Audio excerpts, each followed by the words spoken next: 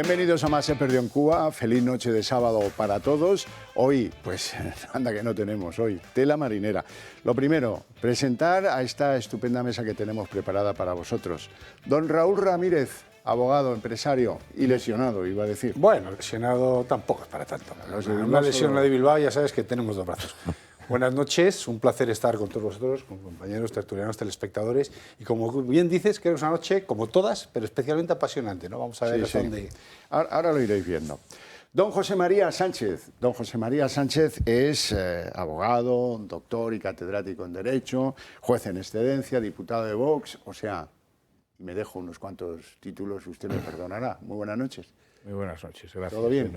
Sí, todo bien. Nos tiene que todo contar. Bien dentro de que todo está mal, pero vamos. Sí. Lo de la canción francesa, Esto está muy bien, señora Marquesa, el castillo se ha quemado, pero pero no pasa nada. Bueno, don Julián Salcedo. Don Julián, doctor en Ciencias Económicas, abogado especializado en asuntos inmobiliarios y secretario del Club Liberal Español. ¿Todo bien? Todo bien, buenas noches, unos compañeros de lujo y la noche promete. Don Iñaki Ezquerra.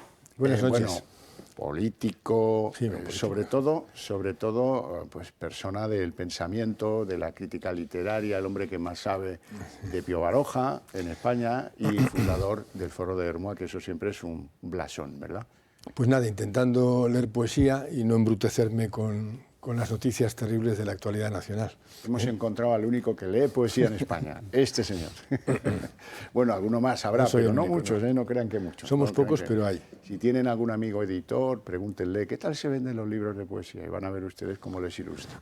Bueno, poesía es lo que vino a decir Trump después de llegar a la Casa Blanca, una poesía interpretable. Bueno, parecía, o algunos prefieren creer que es un error vincular a España con los BRICS. Puede que sea en parte un error, pero luego le repreguntaron y ya entró la malicia de Trump diciendo, bueno, ya veremos si acaba siendo un BRICS o no acaba siendo un BRICS. Y la verdad es que luego desarrollaremos algunas de las razones por las cuales alguien que vive tan lejos como en Estados Unidos puede considerar que España está más cerca que de donde debiera. Vamos a escuchar a Trump. Donald Trump lleva solo unos días en la Casa Blanca y ya ha firmado una decena de decretos. Unos días en los que también le ha dado tiempo a hablar de nuestro país. Preguntado por un periodista de ABC sobre España, Trump dijo que invertía muy poco en defensa e intencionadamente metió a nuestro país en el grupo de los BRICS. Un grupo de países emergentes formado por Brasil, Rusia, China, India y Sudáfrica. Amenazó con subir los aranceles a todos ellos, pero más llamativa fue su advertencia. Dijo el republicano que en un futuro descubriremos si España forma parte o no del grupo de los BRICS, un momento que está generando mucha polémica. They're a BRICS nation, Spain. You know what a BRICS nation is? You'll figure it out. En los pocos días que lleva en la Casa Blanca, ha cancelado hasta 87 decretos emitidos por la administración Biden y ha firmado muchos otros. Entre ellos, la declaración del estado de emergencia en la frontera con México o la declaración de los cárteles del narcotráfico como organizaciones terroristas. También ha indultado a todos los condenados por el asalto al Capitolio en enero de 2021 y ha retomado procesos que inició en su anterior mandato, como la retirada de Estados Unidos de la Organización Mundial de la Salud. Un duro golpe para el organismo, ya que perderá a su financiador principal. El republicano también ha cesado al chef José Andrés, quien hasta ahora ejercía de asesor presidencial con Biden. Una destitución que se ha producido, según Trump, porque el español no está alineado con su visión de hacer Estados Unidos grande de nuevo. Sin embargo, José Andrés asegura que ya dimitió la semana pasada.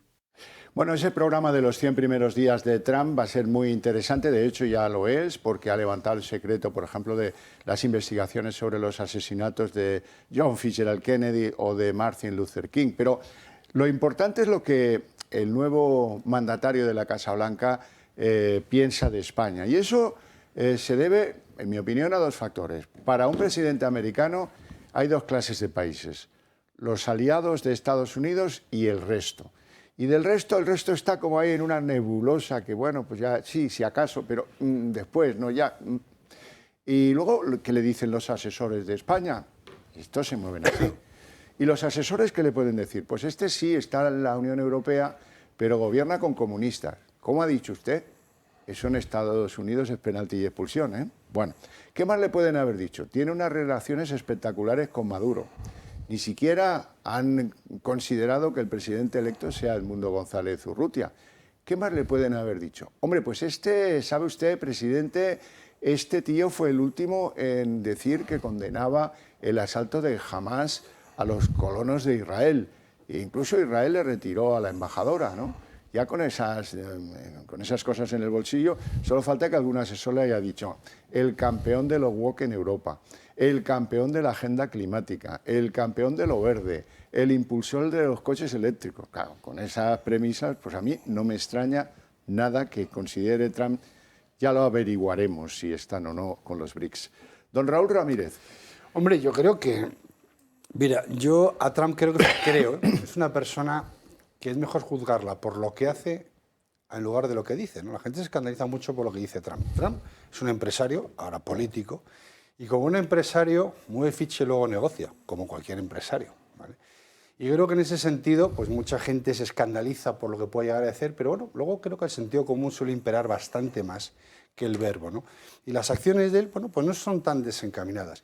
Evidentemente nosotros, yo no me cuestiono que estemos en los BRICS, es clarísimamente que estamos en los BRICS, porque si encima tenemos un presidente que no solo se alinea con lo que usted ha dicho, sino que se jacta internacionalmente, pues hombre, verde y con asas, ¿no? No hemos hablado tampoco de las relaciones con Irán, no hemos hablado con una serie de países con los cuales, bueno, pues tampoco le hemos recordado que este señor se fue a Palestina cuando hubo el problema de la guerra con Israel en vez de apoyar a Israel, ¿no? O no apoyar a ambas partes o mantenerse al margen. Es decir, todos los movimientos de Sánchez siempre han sido a la hora de posicionarme. Sánchez necesita buscar su hueco internacional en algo. Lo intentó en la OTAN. Usted dice, es que un país como España europeo. No, un país como España europeo que es miembro de la Alianza Atlántica, que es miembro de la OTAN y que encima coquetea con el comunismo. Bueno, no coquetea, está con el comunismo, adora el comunismo. Me imagino que también, no solamente la relación que pueda tener institucionalmente España con Venezuela, que mantener relaciones institucionales buenas es lógico. Otra cosa es qué relaciones tenemos, ¿no? Ahí tenemos Podemos, Zapateros y toda la historia de los personajes con los cuales estamos interactuando o cómo hemos ido a posesiones de tomas de control de gobiernos que son golpistas de régimen comunista. Entonces, yo creo que Trump ha dicho una cosa para mí bastante lógica. No es que estés conmigo o sin mí, es que España se lleva, o por lo menos el señor Sánchez quiere posicionar a España lejos de donde debe estar y más acorde a sus intereses. ¿Sus intereses cuáles son? Pues lógicamente antagonizarse para coger protagonismo en una izquierda recalcitrante y comunista. Y es normal que nos vean así. ¿Cómo quiere que nos vean? Iñaki Ezquerra. Sí. Bueno, a ver, esto de los BRICS, dada la situación en la que estamos en España, puede ser hasta un piropo. Quiero decir que es mejor ser emergente que ser decadente, ¿no? En fin, al fin de cuentas, ser un país emergente pues quiere decir que es un país que va en alza, ¿no? Vamos a ver, Trump. Es un personaje que a mí me inspira todas las prevenciones, pero claro, es que cuando se habla de él como un populista, es que lo que tenía enfrente, que es el Partido Demócrata de Biden y de Kamala Harris, también son populistas. Es más, es que probablemente nos ha influido más la política populista del Partido Demócrata a los españoles que la política republicana. Porque todo lo que viene del wokismo, todo lo que viene de las universidades americanas y de la izquierda americana, ha sido muy absorbido por la izquierda española.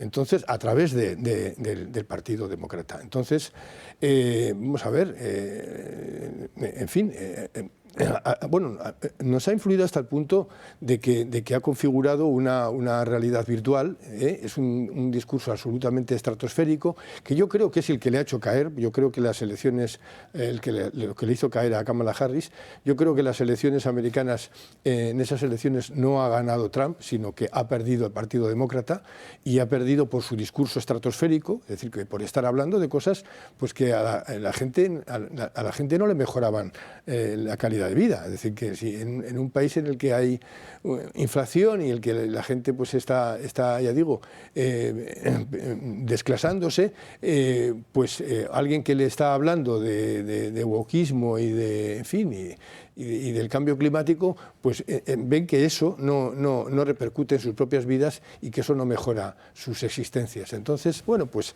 en fin, es una incógnita lo que puede hacer Trump. Efectivamente, yo creo que es un personaje muy bocazas y a veces durante el tiempo en que estuvo en la anterior presidencia, demostró a veces unos rasgos de realismo insospechados. Es decir, que en fin, es un personaje sorprendente. Yo preferiría que fuera, vamos a ver, si tenemos que tener un emperador, es decir, que una cabeza del imperio, pues yo prefiero que sea alguien con apariencia sensata, ¿no? Pero bueno, también por otra parte, gente que tiene una apariencia sensata, pues luego hace verdaderos disparates, ¿no? Entonces, pero es curioso que todo lo que ha exportado el Partido Demócrata y lo que ha importado España de él, pues todas estas obsesiones de lo que se llama wokismo, es curioso porque luego la izquierda latinoamericana no lo absorbe. Quiero decir que Maduro no está por no está por abrir fronteras, es que nadie quiere ir, desde luego, no está por acoger a nadie, no está por el que vengan todos porque lo que hacen es irse todos, ¿no? Pero bueno, en fin, quiero decir que es curioso que ese discurso no lo ha absorbido toda la famosa izquierda latinoamericana. Julián Salcedo. Bueno, pues es muy probable que al colocarnos Trump en el grupo de los BRICS haya sido un lapsus, ¿no? Probablemente nos debería haber colocado en el que estamos identificados, que es el grupo de los PIGS, ¿no? Los PIGS, que son los Portugal, Irlanda, Grecia y España. Entre estar con los PIGS y estar con los BRICS, yo no tengo ninguna duda que preferiría estar con los BRICS. Y además, en cuanto a ideología, creo que estamos más cerca de los BRICS que de los PIGS, ¿no? Tenemos, a pesar de que tenemos aquí a Portugal al lado, y ya nos gustaría ir también en materia por lo menos económica, como va Irlanda, ¿verdad? Que nos ha pegado una pasada por la derecha, por la izquierda y por el centro, ¿verdad? Trump, pues sí, efectivamente, enjuiciarle o valorarle por las cosas que dice, que como ha dicho Iñaki, es un bocazas, ¿no? O sea, no sabe callarse en ningún momento. Nuestro presidente también es un poquito bocazas, también dice más de la cuenta, y luego tampoco cumple, como tampoco cumple todas sus promesas Trump, ¿no? Pero yo creo que Trump ha sido votado mayoritariamente, al menos una mayoría suficiente, no digo absoluta, pero bueno, ahí domina el Congreso, los republicanos, Congreso, Senado y el Tribunal Supremo, ¿no? Le han votado y yo creo que sus misiones son dos. La primera, volver a generar ilusión en el pueblo americano, de que van a tal. Y segundo, recuperar un liderazgo que han tenido perdido con Biden, ¿verdad? Los demócratas también mucho cambio climático, mucho no sé qué más, pero perdieron el liderazgo y les ha pasado también por la derecha, por la izquierda y por el centro, China por lo menos, ¿verdad? Vamos a ver si Trump es capaz de recuperar esa ilusión y el liderazgo mundial. Sobre todo confiando en las multinacionales, como generadoras de empleo, de ilusión, de inversión y de todo lo demás. Don José María Sánchez. Yo no le doy ninguna importancia a este lapsus que haya podido sufrir Trump sobre si España forma parte de los BRICS o no forma parte, entre otras cosas porque los BRICS, salvo una discutible, por no decir, yo diría existente casi, homogeneidad ideológica, tienen también una falta de homogeneidad económica monstruosa, ¿no? Y nosotros no podemos, por ejemplo, nuestra economía en modo alguno es comparable, pues qué sé yo, a la de la Unión Sudafricana, bueno, ahora no se llama Unión, República Sudafricana, ¿no? Ni en PIB, ni en PIB per cápita. Nada, o sea, no, el PIB de la Unión Sudafricana es, me parece, algo menos de la mitad de lo que es el español, y el PIB per cápita es la sexta parte del PIB per cápita español. Luego estamos hablando de una economía con la que no tenemos ninguna identidad en ningún sentido. Y ideológicamente, bueno, es que es imposible tener identidad ideológica con una Sudáfrica como la que, en fin, es en estos momentos, y con la que había antes, en el tiempo del apartheid, pues también, porque bueno, pues, practicaban esta segregación racial, que era una cosa ya abandonada en cualquier lugar del mundo y que, desde luego, lo que sí podemos afirmar es que España nunca ha practicado. Luego, sí, que era una democracia, pues una democracia relativa, claro, es que de democracia se pueden dar muchas opiniones de lo que sea. Bueno, esto en cuanto al lapsus me parece una bobada. Sí, y bueno, no le doy mayor importancia. En cuanto a Trump mismo, que es lo que a mí me interesa más de este inicio de programa, Xavier, yo tengo una esperanza casi vital en el mandato de Trump, casi vital en el sentido de que espero que en mi vida pueda haber algo que resulte de una política como la que postula Trump. Aquí ya se ha explicado, ¿no?, su oposición radical a toda esta ideología woke. Durante la campaña prometió muchas medidas contra el wokeism. Hay un vídeo que circuló que yo leí interesantísimo, muy articulado y muy detallado. Pues qué sé yo, por ejemplo, supresión de subvenciones públicas a cualquier entidad, incluidas universidades, que practiquen políticas wokeistas, no en el sentido de que permitan una libertad de expresión en su seno, sino que promuevan activamente, como tales instituciones, este tipo de ideas. Yo valoro también mucho su postura en materia de aborto, que se ha dicho que a veces se ha mostrado ambiguo. Bueno, ambiguo no, se ha mostrado como se tiene que mostrar todo gobernante, pero él es manifiestamente un presidente pro vida, paradójicamente en contra de la postura de Biden, que formalmente es católico, pero es católico. Biden es católico al modo que era Blair, ¿no?, que eso que decía Blair.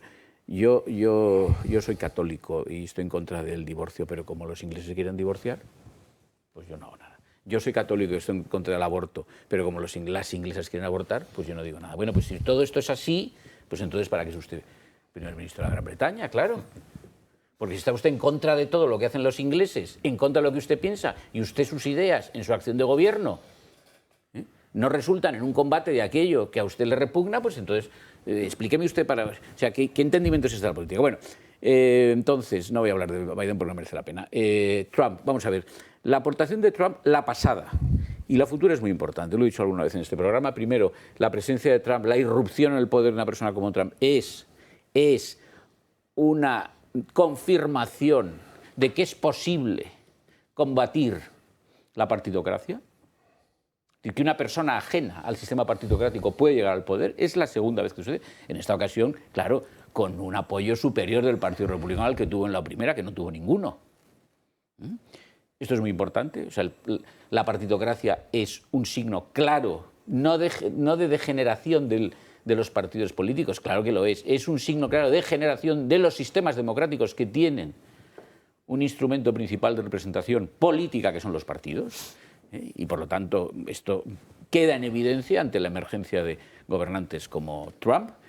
Segundo, me parece un hombre de pocas ideas, porque él no es ni un intelectual ni un ideólogo, pero me parece que tiene pocas ideas claras y firmes, lo que acaso encaje con su perfil de un hombre de negocios, ¿no? Tiene pocas ideas claras pero firmes, es decir, son ideas que en conjunto yo comparto, podría tener alguna discrepancia, no, comparto, luego a mí no me causa ningún horror la llegada a la presidencia, sino que me causa una gran satisfacción y ninguna vacilación, y luego es un hombre resuelto, es decir, sus ideas quiere que se lleven a la práctica. Bueno, esto vemos en todo el mundo políticos incapaces de esa determinación. Algunos no tienen ninguna idea o las tienen contradictorias según transcurren los días o acaso las horas del día, pero es que luego las que tienen no son capaces de aplicarlas. Bueno, esto es lo contrario de Trump.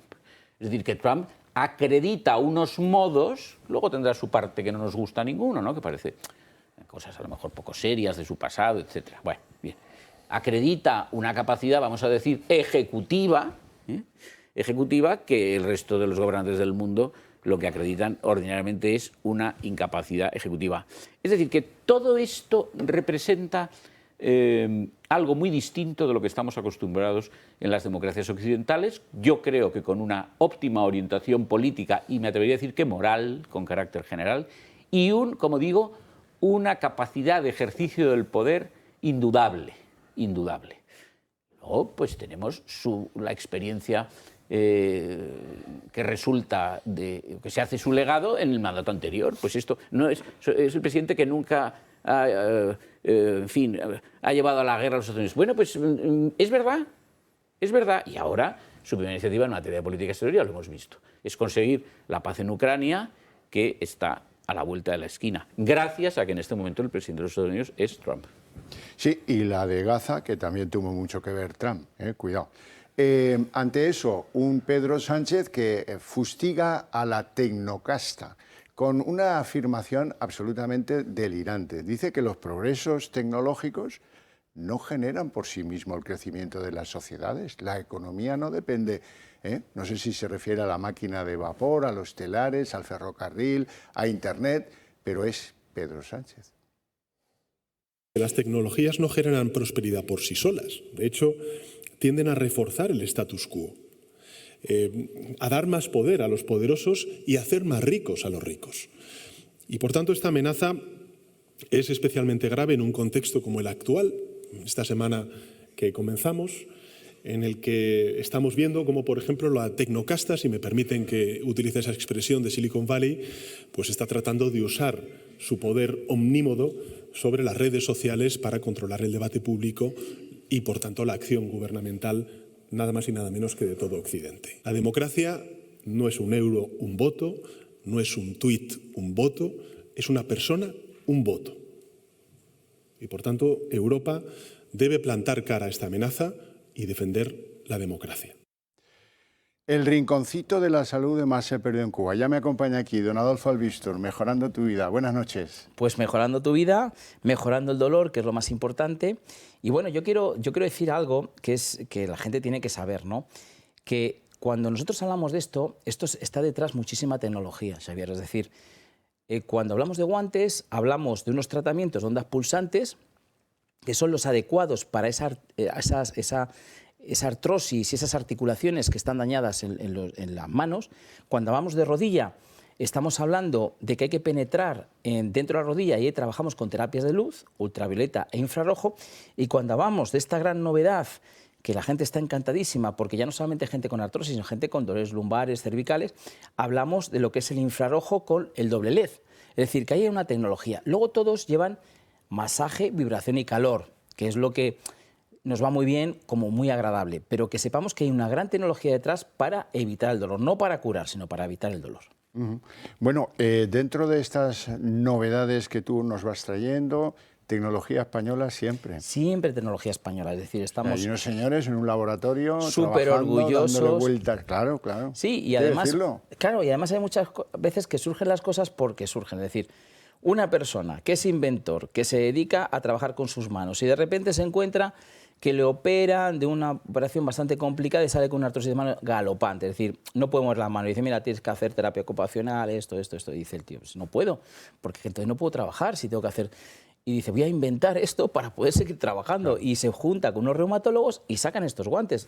Verdaderamente, toda una proeza, pero que nos ha beneficiado muchísimo a toda la gente que tiene esa artrosis de manos, ¿no? Bueno, Adolfo, ¿cómo podemos hacer con alguno de estos poderes? ¿Cómo nos podemos hacer con él, si no con varios? Porque en las familias a lo mejor hay quien sufre varias dolencias. Efectivamente, hay personas que ya compraron los guantes y dicen, joder, pues ya tengo las rodillas, o en este caso los lumbares, los cervicales. Bueno, pues hay un teléfono. Yo siempre digo, llamad al teléfono porque es donde mejor os podemos atender.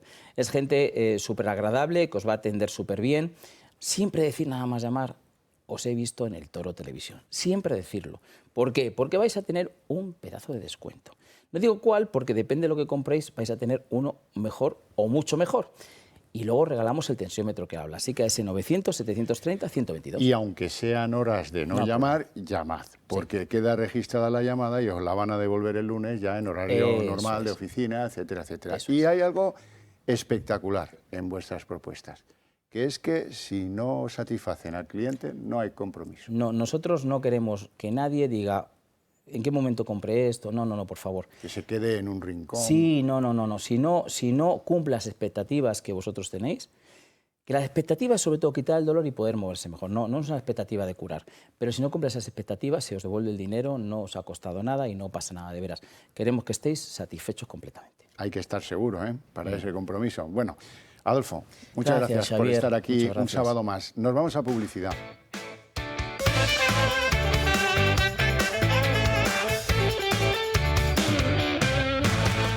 Bueno, vamos al jardín español, que menudo está. Junts. Bueno, pues Junts amenaza primero con la cuestión y luego con la amenaza ya degenerada después de que no convoque elecciones porque usted no tal. Hubo un desplante en el Congreso de los Diputados en el que se llegó a desmandar hasta el PNV. Y, bueno, pues no convalidaron dos decretos, el ómnibus y el del impuestazo a las energéticas. Muy bien. Después de eso, y ahora viene la actitud miserable. La actitud miserable de un Pedro Sánchez que se va a Valencia sin bajar del coche, se va a Valencia y dice, no, esto va a causar mucho daño social, en Valencia precisamente. El que no le aprueben a él dos decretos mal formulados va a generar mucho daño social. Y le repreguntan y le dicen, oiga, pero esto lo tiene usted fácil porque están todos de acuerdo con la revalorización de las pensiones y probablemente también con los abonos de transporte. Esto lo reformula, lo plantea adecuadamente y está aprobado en 4 días. Y dice el tío, no, el gobierno ya ha hecho sus tareas. Ahora se tendrán que replantear las cosas los de la oposición. Y luego los corifeos salen enseguida, la culpa es del PP, de Junts, si acaso alguno se ha atrevido a decirlo, pero en ningún caso de quien ha promovido mal ese decreto ómnibus. Bueno, Junts se planta con Pedro Sánchez. Unos piden elecciones. Que si no dispone de ese apoyo parlamentario, que sí que tienes capacidad para convocar elecciones. Mientras desde el gobierno cargan toda la culpa sobre el PP. Tanta irresponsabilidad, no me extraña que haya muchos ciudadanos que estén hartos. Cuando en febrero los 12 millones de pensionistas vean que su pensión ha bajado, que se acuerden de que ha sido el Partido Popular en compañía de otros. Cuando otros incluye también a sus socios de Junts. Este miércoles el gobierno ha vuelto a sufrir una derrota parlamentaria más. Primera del año, sí, cuando en 2024 suma hasta 71. Junts ha sido uno de los grupos más duros con los de Sánchez en el Congreso. Que mentre vostès no compleixin, no comptin amb Junts. El que passi avui serà fruit de la negligència i la manca de serietat del PSOE. Amb nosaltres el xantatge i la pressió no té efectes, perquè no tenen majoria i han de deixar d'actuar com si la tinguessin. Junto al Partido Popular y Vox, los de Puigdemont han dicho no al impuestazo a las energéticas, pieza que era clave además para que el gobierno pudiese conseguir el sí de Podemos a unos presupuestos. Pero suma también la formación independentista su voto a los grupos de Feijóo y Abascal para tumbar la denominada como ley ómnibus, una especie de cajón desastre que todos critican. Aquesta pirateria seva, nosaltres ni la compartim ni la votem. Ustedes son capaces de meter en el mismo documento impuesto a la banca, pensiones, impuesto de hidrocarburos, ocupación, transporte, todo. Cuando hablan de pensionistas no piensan en ellos con sus hijos y con sus nietos, sino simplemente en una bolsa de votos. Y decreto que englobaba medidas como la subida del ingreso mínimo, ayudas al transporte o la revalorización de las pensiones. El rechazo de este último es lo que más reprochan desde el gobierno a Feijóo y para lo que el Partido Popular propone una proposición de ley que en el gobierno ya han rechazado. De todos los decretos que se votaban en el pleno extraordinario, solo ha salido adelante el que habla de la mejora de la compatibilidad de la jubilación con el trabajo. Vox le ha reprochado al Partido Popular que digan que sí, ya que ha evitado una triple derrota del gobierno. Para evitar una tercera derrota de los de Sánchez. Sinceramente, es miserable someter a tanta gente a la inseguridad de qué pasará con sus pensiones o con sus bonos transportes, porque el orgullo, el inmenso, enorme orgullo que tiene Pedro Sánchez le impide reconocer que fue un error, que hay que replantearlo y que hay que hacerlo a la mayor brevedad. Julián Salcedo. Bueno, lo primero que hay que decir es que los gobiernos, ya sean en mayoría absoluta, o como es el caso un gobierno de coalición en minoría clarísima, necesitan apoyos parlamentarios para poder llevar adelante, sacar adelante sus medidas. Pero esas medidas tienen que estar en consonancia con los objetivos que como gobierno, en este caso mayoritario el Partido Socialista, es el segundo partido con más diputados en la Cámara y no tiene además mayoría, la mayoría parlamentaria en el Senado está en el Partido Popular, pues es evidente que tiene que consensuar las medidas. Claro, ¿hasta qué punto hay que consensuar y qué medidas hay que consensuar? Pues aquellas que no choquen frontalmente con los objetivos que uno se ha marcado. Pero la sensación que nos da durante toda la etapa en que está gobernando el Partido Socialista en coalición, primero con Podemos, ahora con Sumar, es que no tiene muy claro cuáles son los objetivos. Probablemente los tenga, pero es plenamente consciente de que no va a poder llevarlos a la práctica. Y entonces su programa o su política parlamentaria es, bueno, a ver qué me van pidiendo y hasta dónde puedo dar. Pero, claro, siempre se habla, no, esta es una línea roja. No, oiga, antes de las líneas rojas están las amarillas, las naranjas y no sé qué. A partir de ahí ya no seguimos hablando. Es decir, no hace falta decir bordeo la línea roja, no. Es que se para uno antes, ¿no?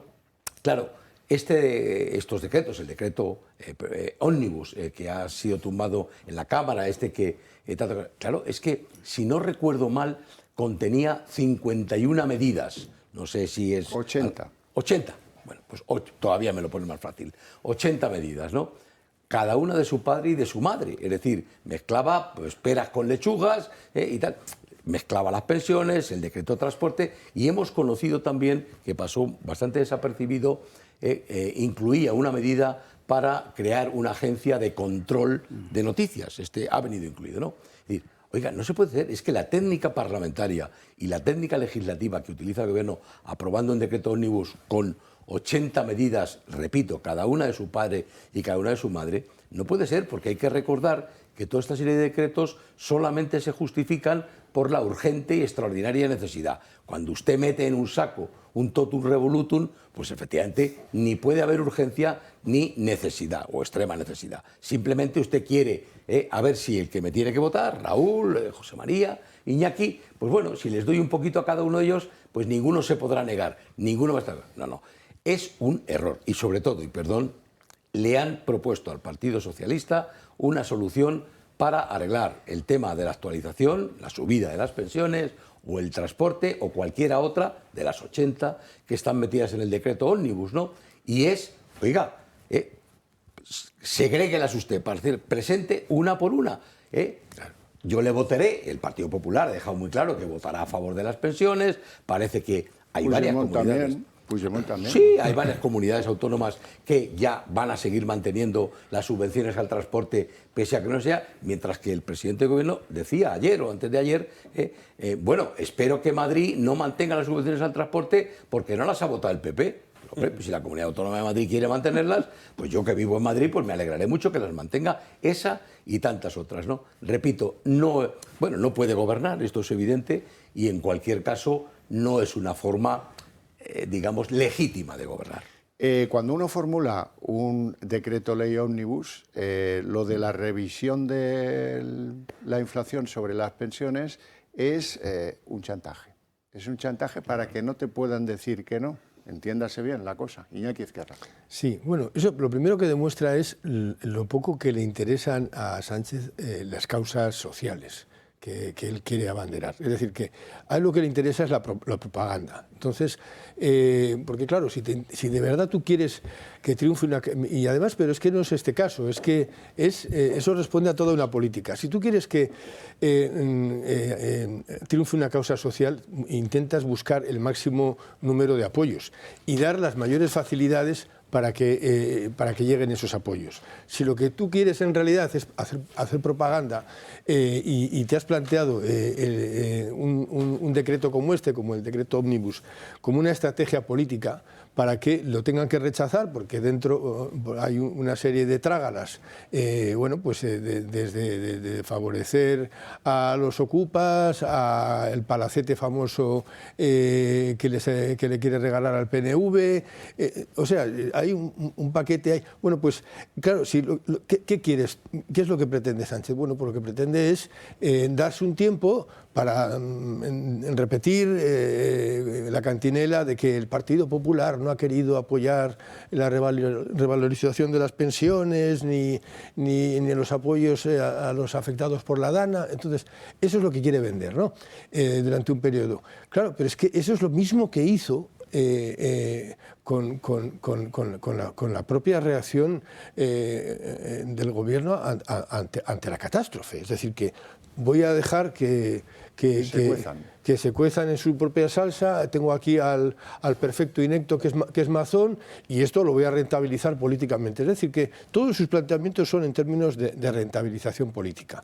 Entonces, y luego, pues, y además, pero es que encima todavía es más profundo, porque es que, ¿qué es lo que hace el populismo? Es a causas que todos suscribiríamos en un 90% de la población, añadir un plus de conflictividad que haga que la rechacen. Es decir, que yo, por ejemplo, pues un tema, yo puedo estar a favor de la despenalización del aborto, pero a favor porque me parece que sería peor pues las prácticas oscurantistas de hechiceros ahí en la sombra, en fin.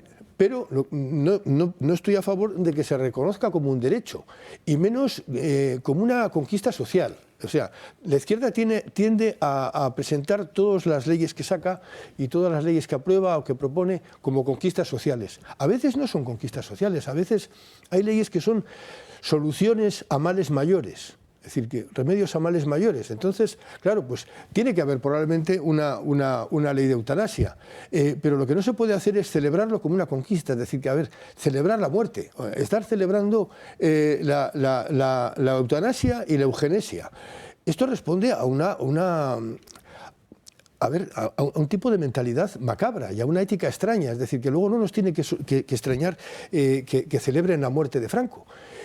A ver, se puede celebrar la llegada de la libertad, pero celebrar la muerte de alguien es que es algo muy macabro, es decir, que además denota una cierta idiocia moral. O sea, yo no me puedo...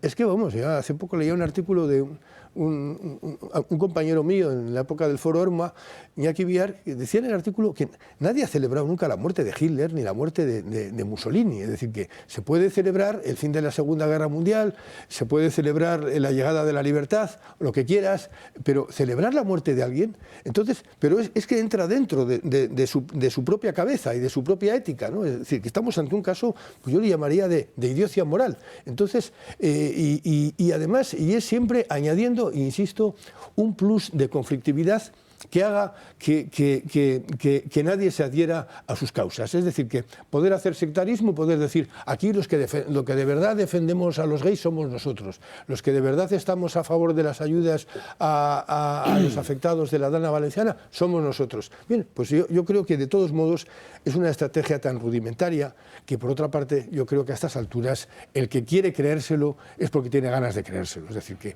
es posible, pero quiero que escuchen al propio Sánchez cómo articula esto de que, bueno, que no me aprueben a mí los decretos ley, pues va a producir mucho dolor social. Eso es de un cinismo espectacular. Que reconsidere esta oposición destructiva que causa dolor social. Causa dolor social, porque los jubilados y jubiladas no saben si se va a revalorizar la pensión en los próximos meses. Los jóvenes que van y usan el transporte público no saben si van a poder tener un abono gratuito. Y el Gobierno ha hecho su tarea, que es proponer un escudo social. Son los grupos parlamentarios que han votado en contra los que tienen que reconsiderar esta oposición destructiva que está causando dolor. El problema que yo he producido, en pocas palabras. Raúl Ramírez. A ver, yo creo que no nos vamos a, honestamente, desgraciadamente no nos tiene que asustar, ¿no? Yo creo que estamos ante un personaje que ya hemos hablado infinitamente aquí, es una persona con tintes paranoicos, ¿vale? Con un concepto narcisista y un valor en sí mismo tridimensional, pero todo menos idiocia. O sea, yo creo que podemos poner todos los calificativos: malévolo, narcisista, paranoico, lo que quieras, falta de empatía, menos idiota. O sea, yo creo que Sánchez al final, o sea, España llevamos sin gobierno hace muchos años, por desgracia. Antes, en las frases de Junts, de la portavoz de Junts, decían, he traducido su buen catalán, que no se van a aceptar coacciones ni chantajes. Claro, ¿cómo no lo van a aceptar si lo están haciendo ellos? Ellos son los que están coaccionando y chantajeando. Y Sánchez es esclavo de sí mismo, es esclavo de un sistema que tiene montado en beneficio de unos socios que tiene que intentar contentar de alguna manera. Hemos visto cómo, en el caso de las energéticas y la banca, decía blanco y negro a la misma vez. Tiene que contestar a Suma y tiene que contentar al mismo tiempo a Podemos, ¿no? ¿Qué mejor forma de mantenerse uno intacto que cuando no es capaz de contentar a todos, que tiene que hacerlo, poner un plato en la mesa para que no pueda ser comprado? Es evidente que no tiene ningún tipo de empatía social. Alguien con empatía social no se hubiera ni atrevido a plantearlo como lo ha hecho él. Estás hablando de temas muy serios, estamos hablando de las pensiones, estamos hablando de una situación económica compleja, un entorno internacional muy complicado, y estamos hablando de cuestiones que le tocan al bolsillo a los españoles. Él le da absolutamente igual, él está en otra guerra, él está en cómo me mantengo. Es evidente que tanto el Partido Popular como Vox, como la oposición, han sido muy claros en este sentido. Nadie está negando la mayor, pero a él le da igual porque ya ha despistado el foco mediático. Estamos hablando de esto, de la ley ómnibus, que no es una ley ómnibus, es un camuflaje para poner en la mesa y tener contentos a todos. ¿Veis? Yo te lo he querido dar, pero es que no lo quieren aprobar. ¿Veis? Quería subirte la pensión, estimado pensionista, ¿ves? Pero es que estos malos no lo quieren. No es verdad nada de eso. Con esto estamos derivando el foco del problema del principal, que es un tío acorralado por la justicia. Detiene a su hermano, a su mujer, a su segundo, a medio gobierno, o preimputado o imputado. Con este tipo de fuegos artificiales consigue dos cosas que son sus intereses. A Sánchez le damos igual todos, le da igual el país, le da igual los ciudadanos, le da igual su partido, solo le interesa él. Su narcisismo es mucho más alto que su altura, que ya lo es, y su peso. Sánchez lo único que quiere es mantenerse y sabe que desviando el foco esto le viene muy bien, porque obliga a retratarse, el resto no le podrán decir que no, ojo, y acabará cediendo, y sabe que tiene dos socios o tres socios que por mucho que digan, alguien se cree que Junts va a encontrar a un tonto de feria como este mejor en la vida. Nunca van a encontrar un presidente de gobierno tan débil como el que tenemos ahora. Ni el PNV, que es un especialista en chantajear gobiernos en beneficio propio, toda la santa vida. Por lo tanto, a ninguno de la banda le interesa romper la coalición. Pero también es cierto que al jefe de esa banda tiene que hacer un guiño a todos como, oye, yo lo he intentado. ¿Lleváis en Europa? ¿Cuánto tiempo llevamos en Europa diciendo él que va a obligar a hablar, a defender el catalán como lengua tal? Bueno, pues luego dice una cosa aquí, allí hace otra, un partido le frena, luego dice lo contrario, no fuerza. Cuando llega aquí dice, sí, lo estamos intentando. La figura de Sánchez es cómo me prolongo en el tiempo, cómo meto fuegos de artificio para tener contentos a todos, que es lo que está haciendo, no seamos idiotas, que le importamos cero sus propios votantes y al resto del país, y al mismo tiempo cómo hago un fueguecito para despistar socialmente y que nadie con ese deber social me diga qué está haciendo mi mujer, qué está haciendo mi hermano, qué están haciendo mis ministros y qué hacen toda la mafia que yo lidero. Ese es el problema. José María Sánchez. Bueno, Iñaki ha calificado a este señor, o a lo que él representa, ha dicho que estaban caracterizados por una idiocia moral. Yo estoy de acuerdo. Y estoy tan de acuerdo y estoy en desacuerdo contigo en que yo me atrevo a decir que él es idiota en general. Yo lo explico aquí muchas veces, que me da vergüenza repetir lo mismo. Es idiota en general. Es decir, este es un hombre de un entendimiento escaso que a esa condición de escaso entendimiento le añade una ambición. La gente, vamos a decir, mediocre, el común de los mediocres, se conforma en su mediocridad y tiene momentos de satisfacción para, ¿no?, exorcizar esa condición, que son circunstancias aisladas, pues que un equipo gana un partido de fútbol y entonces es una explosión de júbilo, en fin, no quiero entrar en detalles. Bueno, este hombre es un hombre esencialmente mediocre, por no decir idiota, que yo creo que se le puede perfectamente calificar de idiota. Pero junto a su natural idiocia se observa en él un grado de ambición. Entonces, claro, como esto es así desde que es niño, ha tenido que desarrollar unas artes para poder satisfacer su ambición, sabedor de que sin esas artes no lograría aquello que ambiciona porque es idiota. Digo es idiota porque tiene conciencia de que es un hombre limitado, si lo queremos poner en términos respetuosos. Bueno, todo eso probablemente lo ha empezado a hacer desde que estaba en el patio del colegio, y no estoy ni exagerando, ni, en fin, esto no es una ficción literaria, o no tiene esa finalidad. Estoy convencido que es así, bueno, y nos hemos encontrado ya en una edad adulta y avanzada a un sujeto de estas características. Todos hemos conocido en la vida personas de estas características.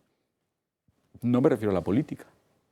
Hemos conocido a personas a las que no hemos considerado personas inteligentes, sin embargo, que se iban abriendo su camino con arreglo a lo que deseaban, pero siempre, bueno, con prácticas que a lo mejor otros no aceptaban, y por lo tanto no lograban ese éxito porque no caían en esa cosa un poco fea, ¿no? Bueno, bien, pero vamos a ver. Y luego tú has hablado de orgullo, y dices el orgullo le impide ahora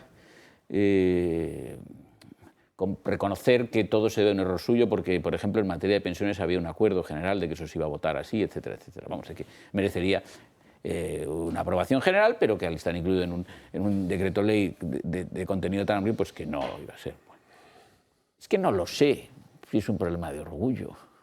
Yo vuelvo a la raíz de todos los males. Yo creo que es más bien un problema de idiocia. Vamos a ver, este señor, habéis dicho, y creo que con toda razón, me parece que todos, en realidad la condición que tengan los españoles en el orden social en general, esto le da igual, ¿no? En eso tiene razón totalmente, creo, Julián, cuando ha dicho, bueno, yo los objetivos que tenga, dice, si es que los tiene. Yo es que no he creído nunca que este señor ha tenido ninguna, ¿cómo diría yo? No haya tenido nunca ninguna idea de lo que España deba ser de un modo articulado y por lo tanto no se haya fijado como programa de gobierno, ni siquiera cuando estaba desde la oposición, ¿no? Yo quiero hacer esto, quiero hacer aquello. No, todo en una retórica vaporosa, tonta, de un izquierdismo ya muy desvaído y muy crepuscular, que después de la crisis de 2008, pues resucita en una versión más extrema, ¿no? Pero claro, un izquierdismo, como digo, crepuscular en el siglo XXI, en estas materias, ¿no? Sociales, que es por lo que esencialmente pues, hay una parte de la población que empezó a votar a Podemos porque comprendió que la izquierda del PSOE y los sindicatos no les ayudaban. Bueno, entonces, él no tiene ningún objetivo en nada de alcance general. Ni en materia social, que no lo tiene, ni en ninguna otra materia. Todos son objetivos, como digo, pues eso, como señuelos viejos, ya desteñidos, de un izquierdismo pues que estaba en las últimas, en los inicios del siglo XXI. Y con esa condición y con esas carencias está ejerciendo la jefatura del gobierno en minoría parlamentaria. Bueno, pero esto ya lo sabemos y en minoría se puede gobernar. Que ha tenido este contratiempo, pues como le da igual, porque como que quiere seguir siendo presidente del gobierno, pues precisamente por eso, ¿qué más le da que se apruebe el decreto ley, ¿no? Si le da igual que los pensionistas cobren más o menos. O sea, tenemos que ser coherentes. O sea, él puede seguir gobernando perfectamente, o es que ahora va a sufrir una conmoción en el orden afectivo, en el orden moral, que diga, ay, no puedo seguir siendo jefe de gobierno porque los pensionistas no van a cobrar la pensión que yo deseaba para ellos. Esto para mí es motivo de dimisión. ¿No? ¿De qué estamos hablando? Pero todo esto, además, tiene otra expresión de su idiocia. Y es que él no se da cuenta, yo creo que no por orgullo, sino porque es tonto, no se da cuenta de que al final, en una condición de gobierno en minoría al que le quedan de mandato 2 años y medio y con una expectativa electoral a día de hoy bajísima, es decir, todas las encuestas lo dan por derrotado y que no seguirá siendo presidente del gobierno, en esa situación cualquiera, y él también lo quiere, esto sí, lo que dice razonablemente, es, bueno, me quedan 2 años y medio por delante para ser jefe de gobierno, ya me reharé. O sea, ya haré lo suficiente. No, esto es lo que él desea, Julián. Sí. Ya haré lo suficiente para que los electores que a día de hoy van a votar al Partido Popular, pues permitan que yo en 2027 vuelva a ser elegido presidente del gobierno, que sea en minoría. Ya haré algo. Bueno, pues en esto, como es idiota, no se da cuenta de que una medida como esa, que no ha prosperado y que por lo tanto, sobre el papel, no lo va a presentar a él como una persona que deba ser apreciado por aquellos a los que se destinaba, es decir, los pensionistas, que no van a disfrutar de una pensión mejor, según él dice, que habría que saber también cómo se aplicaba eso, igual a la realidad final, pues esos señores no van a participar en esa recuperación que él precisa, porque si él sigue como está en las encuestas, pues, pero como es idiota, ni siquiera tiene ese reflejo. Y yo no lo atribuyo a un problema de orgullo, lo atribuyo a que es un señor, pues como he dicho, muy limitado y también muy limitado y, como todos sabemos, y esto no me voy a alargar, muy canalla. Julián. Sí, yo quería hacer una brevísima observación a las palabras que ha dicho literalmente el presidente. Ha dicho, el gobierno ha hecho su tarea.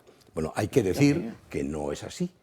Un dirigente que se precie, por lo menos, ya sea político, social o empresarial, no puede considerar cumplida su tarea por el hecho de haberlo intentado y no haberlo conseguido. Es decir, ni tan siquiera por haberse quedado muy cerca del objetivo. Solo puede considerar cumplida su tarea cuando ha logrado el objetivo. Pero es que en este caso no lo ha logrado, ha fracasado estrepitosamente, ¿no? Pero sin embargo, dice con rotundidad, el gobierno ha hecho su tarea. No, hay que decirle, no ha hecho su tarea. La tarea la habrá hecho cuando haya cumplido el objetivo. Y las pensiones se actualicen, las subvenciones en no sé qué se hagan y todo lo demás. Bueno, el llanero de la Mancha, Emiliano García Paje, dice que el laberinto, que ya están perdidos dentro del laberinto, lo cual parece ser que la cabeza de Emiliano ronda la idea de que hemos llegado a la estación término del mandato Sánchez. Dije, me parece que en el mismo mes de julio, que esto era un laberinto sin salida. Es un laberinto sin salida. Creo que ni siquiera el gobierno, creo que ni siquiera el presidente del gobierno, y lo lamento por él mismo también a título personal, porque esta situación es torturante para cualquiera. Creo que nadie tiene certeza de por dónde salir. Que se puede acabar la legislatura, sí, pero que la salida sea digna, sea honrosa, que sea razonable, creo que ahora mismo nadie sabe exactamente cómo salir de un laberinto.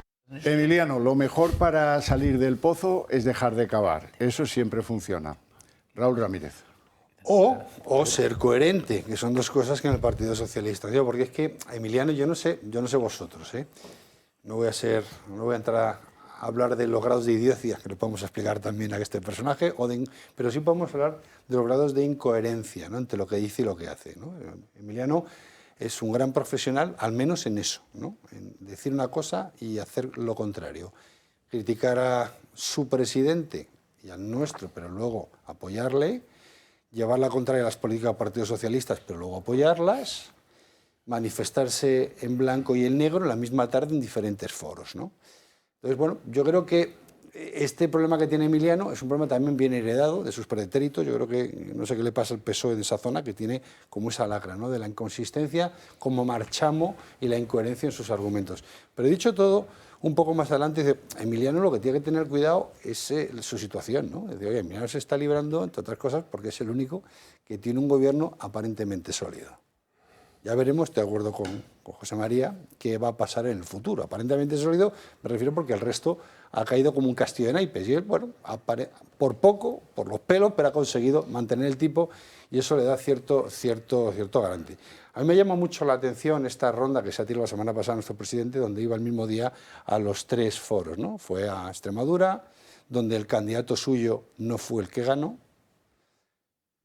Va donde Emiliano no habla ese día, pero habla al siguiente, porque estando delante, y ahí se muestra cómo es, le baila al agua y al día siguiente que no está presente dice lo contrario. Se va a Asturias, donde cuenta una inconsistencia y le palma sin haber entendido lo que está diciendo. Y una cosa tiene muy claro, yo creo que Emiliano tiene un conflicto mucho más serio en el futuro cercano, ¿no? Antes hablaba, José María, que decías, del escenario de dos años y medio, ¿no? Pero en el escenario autonómico, Emiliano tendrá que explicar, o al menos tendrá que intentar explicar a su electorado cuál ha sido su posición, no ya su mensaje respecto a la política del Partido Socialista a nivel nacional. Porque hay que tener en cuenta que bueno, pues Castilla-La Mancha tiene unas connotaciones en cuanto a la unidad de España, en cuanto al lenguaje uso castellano, bueno, quizá que puedan tener más arraigo que en otras comunidades. Y Emiliano siempre ha estado jugando a dos filos en la navaja, ¿no? Por un lado, critica ese laberinto en que el Partido Socialista, en el que está él y es miembro, no tiene salida, pero por otro lado, tampoco toma una iniciativa. Sí su hermano. Ojo, sí su hermano.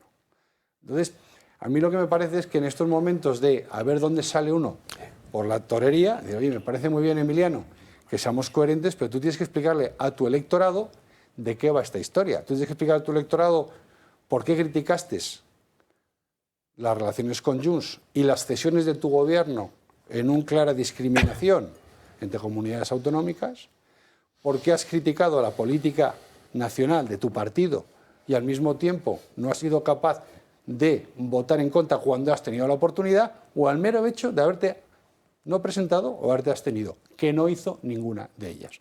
Entonces, bueno, no es el caso. Hoy el juicio no es a Emiliano, ya llegará, sino que el juicio es a Sánchez. Pausita para publicidad.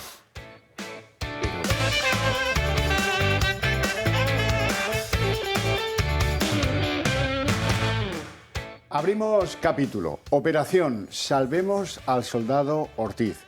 No se me ocurre mayor ridículo que están obligando a hacer, ya saben quién, a la Abogacía del Estado.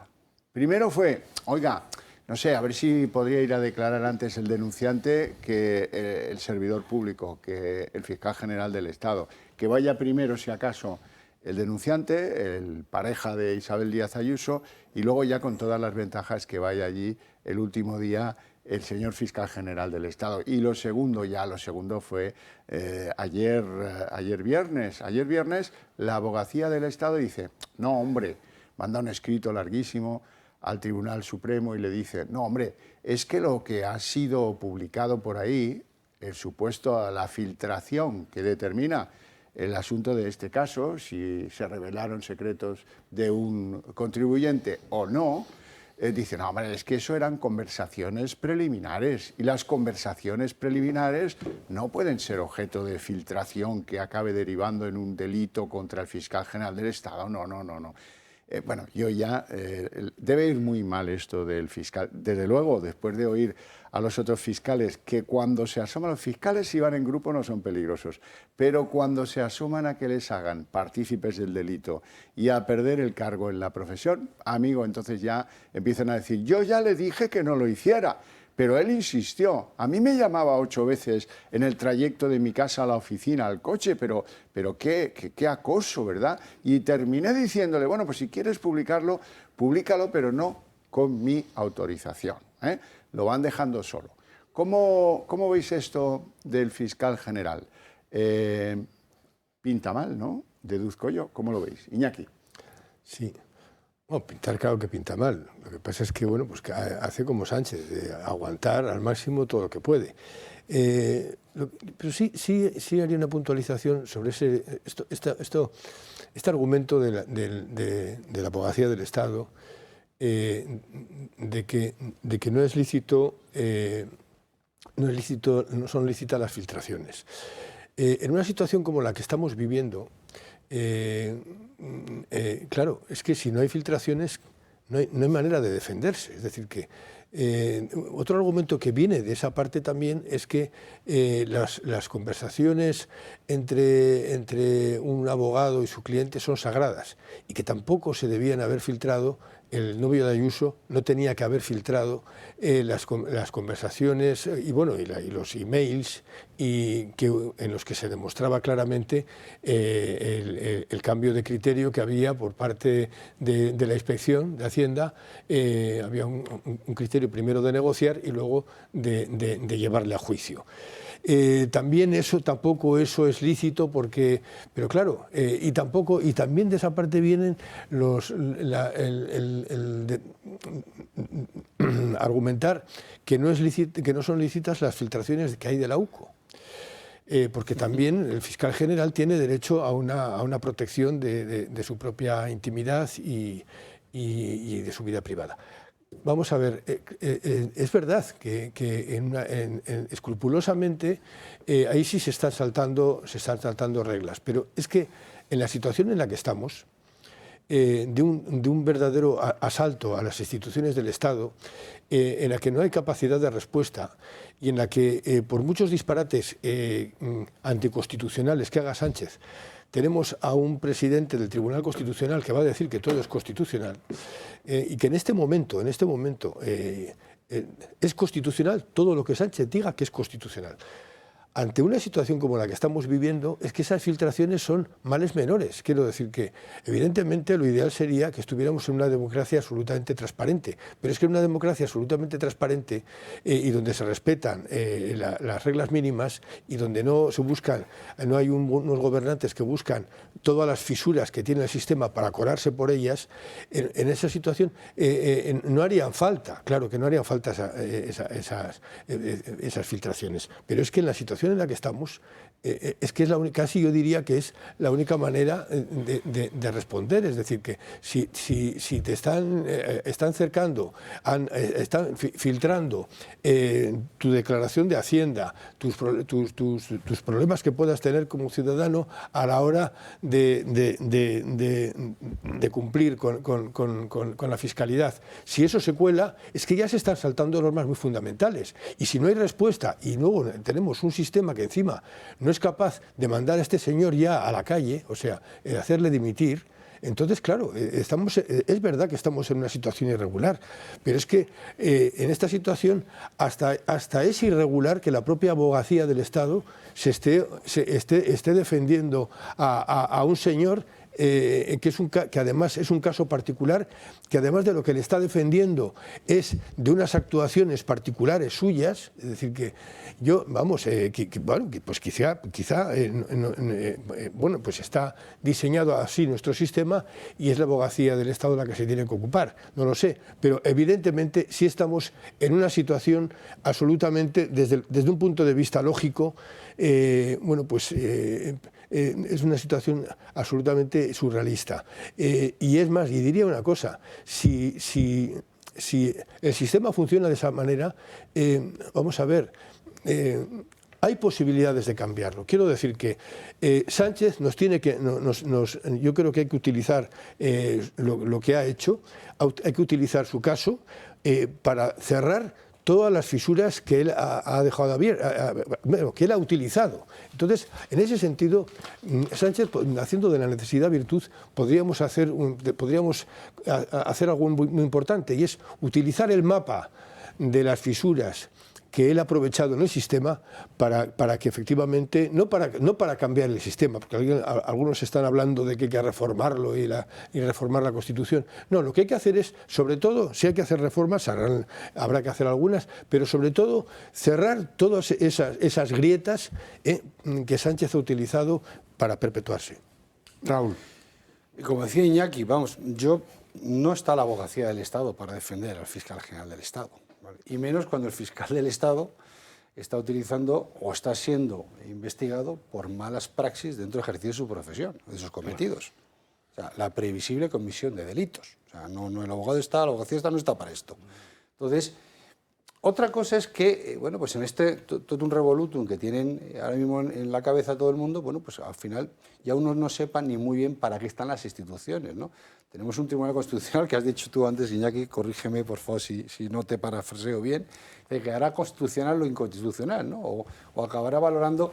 Sí, claro. Pero es que al final el Tribunal Constitucional ojalá estuviera solamente en eso, ¿no? No es que hiciera constitucional lo que Sánchez dice, es que el Tribunal Constitucional acaba de invadir las competencias de otros tribunales, que no tiene, ¿no? O sea, acaba haciendo un tribunal de segunda instancia del Supremo que ni está ni se le espera. Es decir, cuando empezamos a descomponer las funciones de las instituciones, pues lógicamente en este juego empiezan todos, ¿no? También hemos dicho aquí, no, es que el fiscal general es una vergüenza que no puede dimitir. ¿Cómo que no puede dimitir? Claro que puede dimitir. Y si no dimite, que es un acto voluntario, es cesado.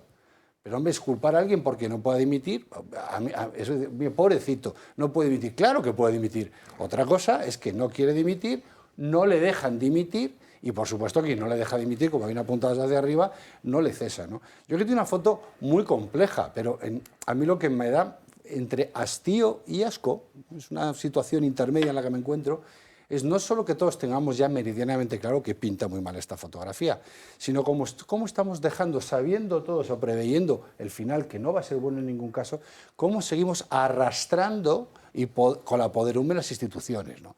Y eso me da al mismo tiempo hastío y asco y cierta pena, ¿no? Porque luego va a ser muy difícil salir de este embrollo en el que estamos metidos. Y todo por la idiocia, como decía José María, moral, o la ambición, o la estupidez, o como lo quiera llamarlo, de una persona que yo digo que no orgullo, su soberbia, no le permite o le autoriza moralmente a manipular las estructuras del Estado, a utilizarlas en su beneficio propio como si fueran menos peones. Pero de ahí atribuirle competencias a la abogacía del Estado o a otra institución que no tienen declaradas, me parece ya que sería el colmo de la manipulación. José María Sánchez. Sí, bueno, vamos a ver, Iñaki. Tú dices que, bueno, que acaso alguna reforma, pero que no es lo deseable del sistema en conjunto, dices el sistema, y que lo que hay es que identificar las fisuras del sistema porque son aquellas que está utilizando Sánchez para atacar al sistema y por lo tanto habría que reparar o remediar esas fisuras del sistema. Bueno, es una forma de verlo. Yo creo que hay que ser un poco más contundente e ir a modificar bastantes partes del sistema. Pero, en fin, sobre esto en particular de este señor y de la situación en la que tiene. Vamos a ver, y lo ha dicho ahora Raúl, el fiscal general del Estado puede dimitir. Y el fiscal general del Estado puede ser destituido. Lo que no puede hacer el gobierno es destituir ad nutum, o sea, sin motivo, al fiscal general del Estado. ¿Por qué? Porque el Estatuto Orgánico del Ministerio Fiscal establece que el fiscal del Estado, que el fiscal general del Estado debe cesar, que en el caso de que sea a iniciativa del gobierno es una destitución, porque también cesa cuando dimite, y lo dice el Estatuto, que puede cesar a petición propia, cuando hay alguna causa, y aquí la hay. Aquí la hay. El Estatuto Orgánico del Ministerio Fiscal, en el artículo 31.1, en sus apartados C y D, habla de incapacidad o enfermedad para ejercer el cargo, que lo inhabilite para el cargo, pero el término incapacidad no hay que interpretarlo en un sentido exclusivamente físico, porque luego hay otra norma que entiende que la incapacidad puede ser también de orden moral, que sería este caso, ¿no? O de un orden funcional, es decir, que no es apto para la función que desempeña, pero no porque sea un discapacitado en sentido físico. Luego, incapacidad, ampliamente entendida, o incumplimiento grave o reiterado de sus funciones. La una y la otra serían causas suficientes para que, aplicadas estas normas a la situación del fiscal general del Estado, que está investigado por el Tribunal Supremo, y ahora alguna precisión sobre esto, pues cesas en su cargo. Cesas en su cargo. Por destitución del gobierno, que es quien propuso en su día su nombramiento al rey. Entonces, pero que el rey no tiene ningún margen de discreción en el nombramiento. Le proponen el nombramiento y tiene que nombrarlo, pero formalmente es así. El nombramiento materialmente lo hace el gobierno. Bien, entonces, lo que digo,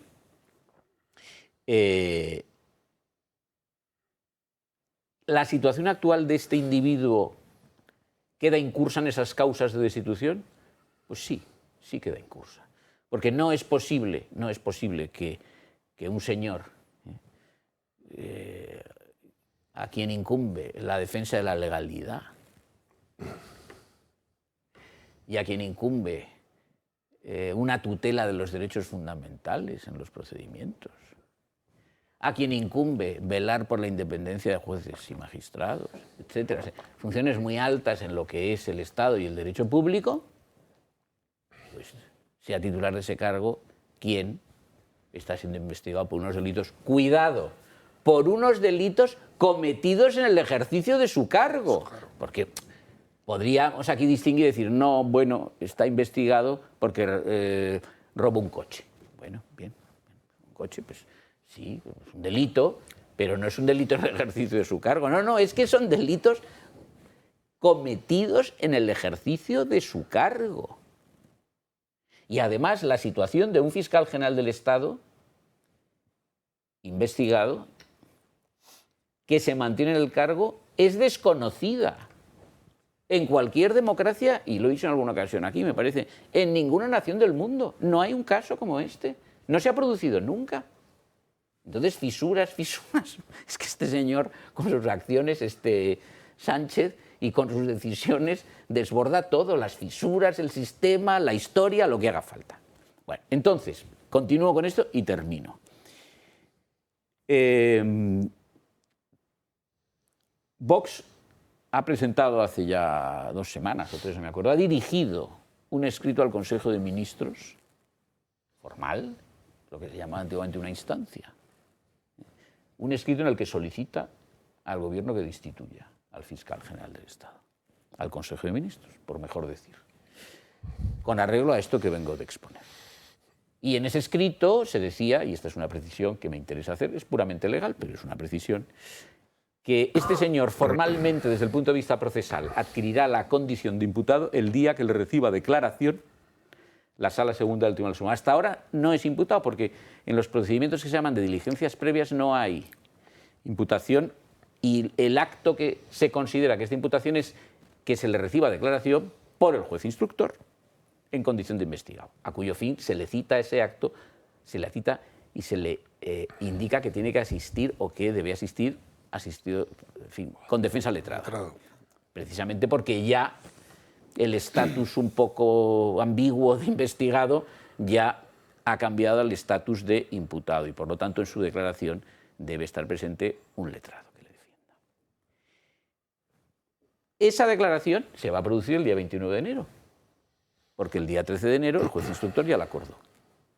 Y que el día 29 de enero, con arreglo a lo que vengo de explicar y con arreglo a lo que ha solicitado Vox, cuyo fundamento es este, al Gobierno, el día 29 de enero, tan pronto salga de su declaración de la Plaza de las Salesas el Fiscal General de Estado, este señor o debería dimitir o debería ser destituido por el Gobierno.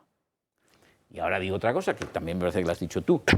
Vamos a ver, seamos claros, si este señor no ha dimitido ya o no dimite el día 29 es porque el Gobierno le ha dicho que no dimita. ¿Tenéis alguna duda de esto? No. Pero a lo mejor en algún momento pues no le ha gustado, pero ha dicho, bueno, yo no puedo seguir así. Le han dicho, no, tú no dimitas. Tú no dimitas. Y le habrán dicho, tú no dimitas, que tampoco te vamos a destituir. No sé lo que le habrán dicho, pero lo cierto es que si no dimite, en mi opinión, no dimite porque le han dicho que no dimita, porque quieren que se mantenga en el cargo y por lo tanto, en esto sí, coherentemente en la maldad, y en el desprecio de las leyes y en la degeneración del sistema, el Gobierno tampoco lo destituye pudiendo hacerlo. Habría una excepción a lo que he dicho, y es que el día 29 este señor salga a declaración de la Sala Segunda y ese día el juez instructor diga, pues auto de archivo. Julián. Bueno, lo primero que quiero decir es que el Fiscal General del Estado ha hecho y seguirá haciendo, mientras se mantenga en el cargo, un daño a la institución que ya no tiene marcha atrás y va a ser de muy difícil de reparación, porque bueno, cada uno, no tenemos por qué ser juristas, no tiene el público en general, los ciudadanos no tienen por qué tener conocimientos jurídicos, pero efectivamente está en entredicho el Ministerio Fiscal y por tanto la credibilidad de esa institución. Por tanto, no tiene marcha atrás. Segundo, el Ministerio Fiscal, por definición, los fiscales, por definición, no pueden hacer uso en público de la información que reciben de un procedimiento en función del papel que desempeñan. Ministerio Fiscal, que como sabemos, fundamentalmente consiste en la persecución y, búsqueda de persecución de los delitos y en defensa de la ley, de la legalidad. Claro, solo pueden hacer uso de esa información en los tribunales, ¿verdad? Ante el magistrado o ante el juez que les corresponda. No ocurre exactamente lo mismo con un abogado, porque si efectivamente, salvo que el sumario esté declarado secreto, pues su cliente le autoriza a que haga alguna declaración en público, pues él pensará que así defiende mejor los intereses de su cliente y con la autorización, porque si no la confidencialidad es obligatoria, no puede hacer. Pero repito, eso puede hacerlo un abogado de un particular, pero no puede hacerlo el Ministerio Fiscal. Y como muy bien han dicho todos mis compañeros, está claro que la abogacía del Estado no está para defender ni al fiscal general del Estado ni al presidente del Gobierno. Es decir, la función de la abogacía del Estado es defender los intereses del Estado. ¿De acuerdo? No los de cualquier funcionario público, tal. Mucho menos aún si está, tiene abierto un procedimiento por un delito, como muy bien ha dicho creo que José María, no en el ejercicio de su cargo, sino que no tiene nada que ver con él, porque el delito de revelación de secretos no depende de su función ni de su cargo, como ha dicho también muy bien.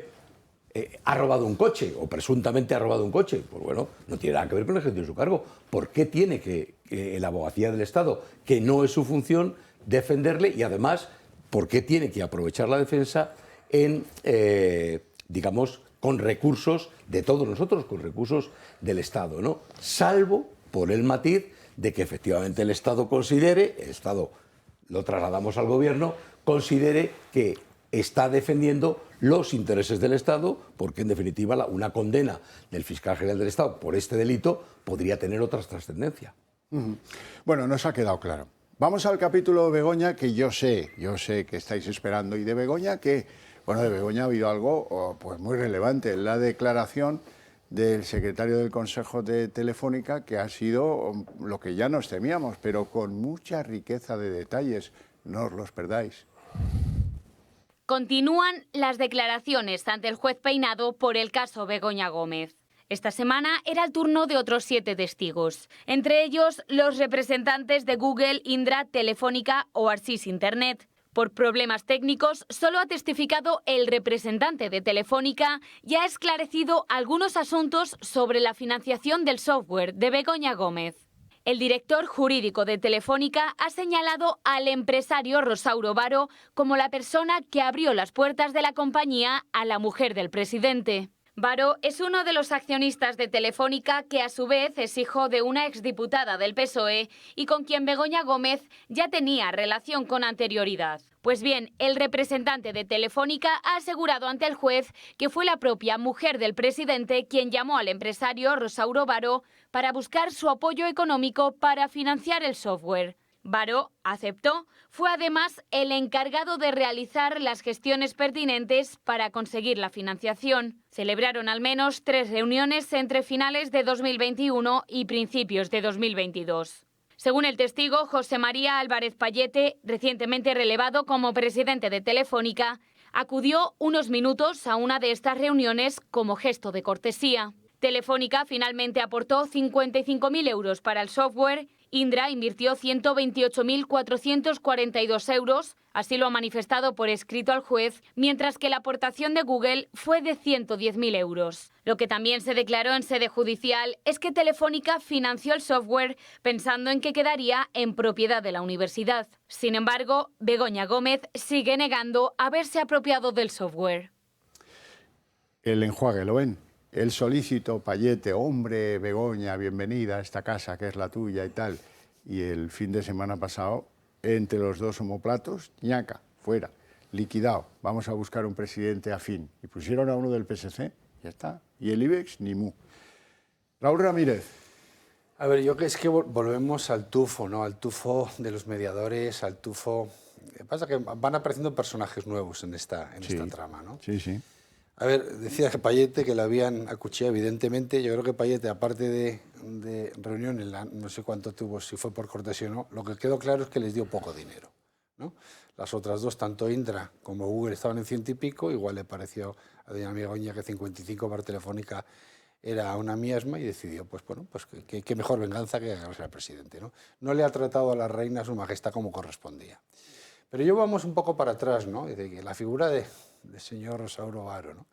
Rosauro Varo, imagino que todos saben que es un gran emprendedor, un gran empresario, pero bueno, también es el hijo de una insigne socialista en la Junta de Andalucía, de la época de los ERES, vinculado al Ministerio de Hacienda, y que bueno, pues que al final todo el Partido Socialista tiene ese tufo de comisionista, ¿no? De yo te metido también con Pepe Fon, socio de Hidalgo en su momento, de Insigne Hidalgo, lo de Globalia, ¿os acordáis, no? Todo esto que se está viendo, pues también era socio al mismo tiempo. Es decir, estaba en Prisa. Estaba en Prisa, bueno, sí, bueno, todo lo que el Partido Socialista ha podido a dedo, igual que él, igual que otros adláteres que van colocando con el dedito, sin quitarle mérito a este señor, pero con otros adláteres, ¿no?, que van colocando en posiciones para cuando toque, yo llamo los lobos comisionistas, ¿no? Hay que tener siempre las grandes instituciones, las grandes empresas de este país, puertas abiertas para cuando llegue el recaudador, tocar la puerta y que haya siempre un alma agradecida y caritativa que te abra la puerta y te consiga la prebenda, ¿no? O sea, no podemos asaltar a puerta fría una compañía grande, sino tenemos que tener pues, un lobo comisionista metido. Y este no es ni más ni menos que uno más de estos, ¿no? Pero al final volvemos siempre al mismo circuito, ¿no? La parte chusca y la parte, y sobre todo, ahí se demuestra la falta de tacto y de inteligencia. Muchos dicen que no quieren ver detrás de esto la destitución de Payete, como decía el vídeo, ¿no? Sino que Payete viene de otro movimiento, ¿no? El querer darle dotación a Indra, la integración de Telefónica, y tener una gran corporación en manos del Partido Socialista, donde pueda gestionar al estilo, como ha llamado el señor Sánchez a los trampistas, como les llamaba la casta... La tecnocasta. Tecnocasta, ¿no? Pues qué curioso, el mismo que está diciendo de la tecnocasta se está montando la caspa nacional en el mismo efecto tecnológico, ¿no? Es decir, detrás de todo esto no hay más venganza que, por desgracia, el Bill Metal. Al final es cómo me enriquezco, a quién tengo durmiente para tocar en la puerta y sacar la comisión, a quién tengo durmiente para tocar la puerta y sacar el proyecto, a quién tengo.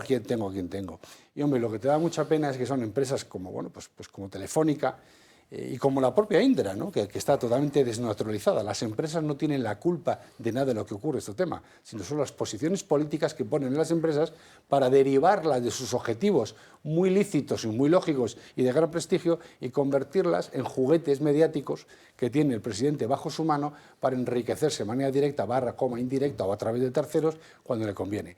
Yo creo que me ha llamado la atención, y con esto concluyo, el poca reacción social que ha tenido este movimiento del Partido Socialista con los saudíes en el caso de Telefónica. Me ha llamado poco la atención tanto proteger la independencia, tanto proteger la empresa, tanto proteger la libertad, cuando realmente lo que estás haciendo es apoderarte de las grandes compañías por la puerta de atrás, intentando manipular y cortar velo y cortar comunicación al resto. Y que estemos todos aquí, con la boca chica, y no montando, como se dice vulgarmente, un pollo del 33, porque esto sí que es asalto, no una institución, cuidado, ojo, no una institución pública, estamos hablando de una institución privada. Él ya ha pasado de lo público y empezamos con la privada. Ojito. Bueno, tiene peso en el juzgado lo que ha dicho el representante de Telefónica. Primero porque acredita que era ella la que iba a pedir, utilizando estas vías que ahora conocemos y antes no. Y segundo porque dice que Telefónica jamás supo que esto no era ayudar a la Complutense. O sea, que ellos daban ese dinero confiados en que estaban ayudando a una cátedra de la Complutense. Digo yo que para el juez eso tiene un valor. Nos vamos a ir a publicidad, continuamos dentro de un par de minutos.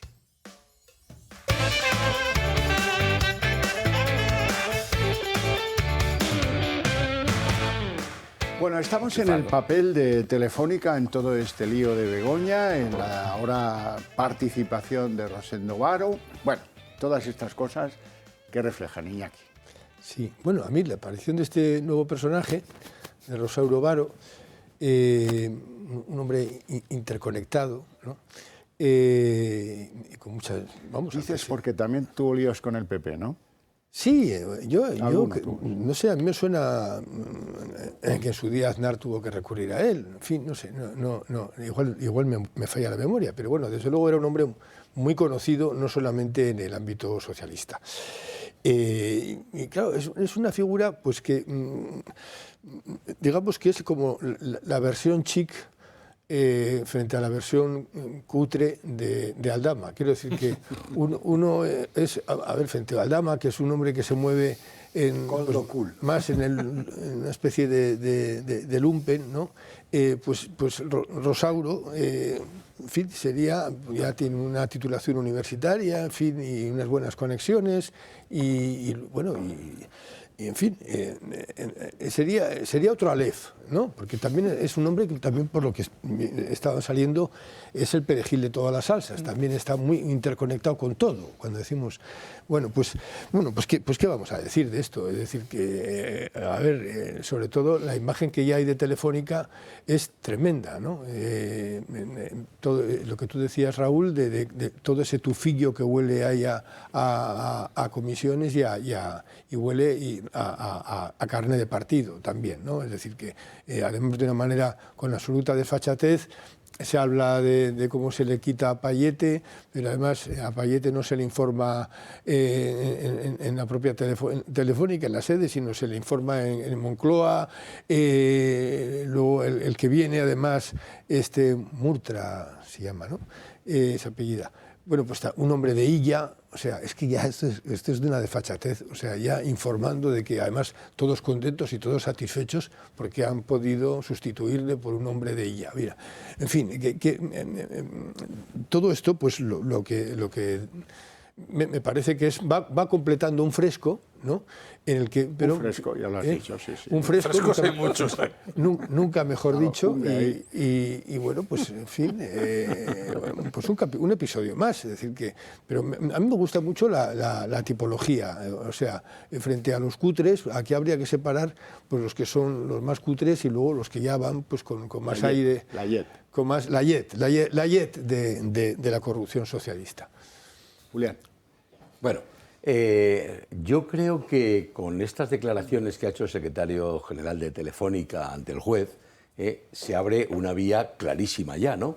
Y es que Telefónica, como compañía cotizada en el IBEX, está sujeta al reglamento, a las normas del Código de los Códigos de Buen Gobierno Corporativo, que ella los tiene y los tiene aprobados. Dentro del Buen Gobierno Corporativo, y lo he comprobado para que no quepa ninguna duda, existe un área que ahora es de cumplimiento normativo, la que se conoce como compliance, ¿no? Y regula, entre otros, los denominados conflictos de interés. Este para mí es un caso claro de conflicto de interés. Lo dice, define, lo acabo de ver en la página web y el reglamento de Telefónica, como el conflicto de interés, dice, es una norma que regula ayudas o situaciones en las que exista un interés personal, directo o indirecto, que influya o pueda influir o genere la percepción de poder influir, bueno, no voy a leerlo todo literalmente, para un interés o bien personal o beneficio personal que pudiera entrar en colisión, Bueno, pues está claro que Telefónica ha incumplido, alguien al menos en Telefónica, ha incumplido esta normativa que regula los conflictos de interés, que además quiero decir que en todas las empresas las situaciones de conflicto de interés son, digamos, muy importantes, ¿no? Hasta el punto de que no es que se regulan a posteriori, es que se establecen a priori. Es decir, de tal forma que cuando alguien entiende que podría generar una situación de conflicto de interés, tiene la obligación de notificarlo al comité correspondiente o al área de compliance y decir, estoy en esta situación. Tengo a Begoña Gómez, que quiere hablar en Telefónica, me ha pedido, como entiendo que esto podría suponer un conflicto de interés que podría transgredir la normativa de Telefónica, lo pongo en conocimiento del comité de cumplimiento. El comité de cumplimiento lo analiza y puede que le diga, no vemos conflicto de interés, adelante. Pero es que en este caso no lo ha conocido. Vamos, hemos de entender que no lo ha conocido, pero vamos, el juez podría pedir las actas de este comité de cumplimiento normativo y ver cómo llegó al conocimiento del secretario general de Telefónica esta información, ¿no? Porque la ha declarado ante el juez. Existir ha existido. José María. Bueno, vamos a ver, yo todo esto de lo de Telefónica, la dimisión, que no es una dimisión libre, sino requerida a Álvarez Payete, etcétera, y la aparición aquí estelar, ella invitada de Rosauro Varo o Baró, que no sé muy bien cómo es. Varo con V. Me da un poco igual lo de Rosauro Varo y tal. Bueno, será lo que sea. Fue alumno mío en la Facultad de Derecho en Sevilla hace muchos años, pero bueno, vamos a ver aquí lo sorprendente de todo esto, y me parece que no está habiendo una reacción como cabía esperar del sector privado español, es que en mayo de 2024 Telefónica empieza a estar participada al 10% por la SEPI. o sea, de no tener una presencia en Telefónica, ha pasado a tener nada más y nada menos una operación de compra en el mercado sucesiva, ¿no? Creo que primero en marzo y luego ya en mayo, el 10%. Es decir, que hemos hablado de esto, creo, alguna vez. El gobierno ha decidido, en una empresa que ya sabemos, que era principalmente de capital público en su momento y que fue de algún modo privatizada, porque, en fin, los años de Aznar, de algún modo, porque se seguían nombrando por el Estado a los presidentes. Bueno, estas cosas pasan, ¿no? Hay un litigio ante el Tribunal de Justicia de la Unión Europea, porque España no pretendía tener lo que se llama en términos ingleses la golden share, pero pretendía reservarse, después de la privatización, una intervención determinante para la toma de ciertas decisiones, que era equivalente a una golden share, y el Tribunal de Justicia dijo que no era posible aquello. En fin, todas estas cosas que suceden en las privatizaciones. Bueno, pues aquí estamos en el fenómeno contrario. Hemos iniciado un camino de hacer de Telefónica una compañía pública, a través del mercado, claro es, pero con una participación a día del 10%. Bueno, y ahora la pregunta es, ¿por qué? ¿Por qué? Yo no lo sé.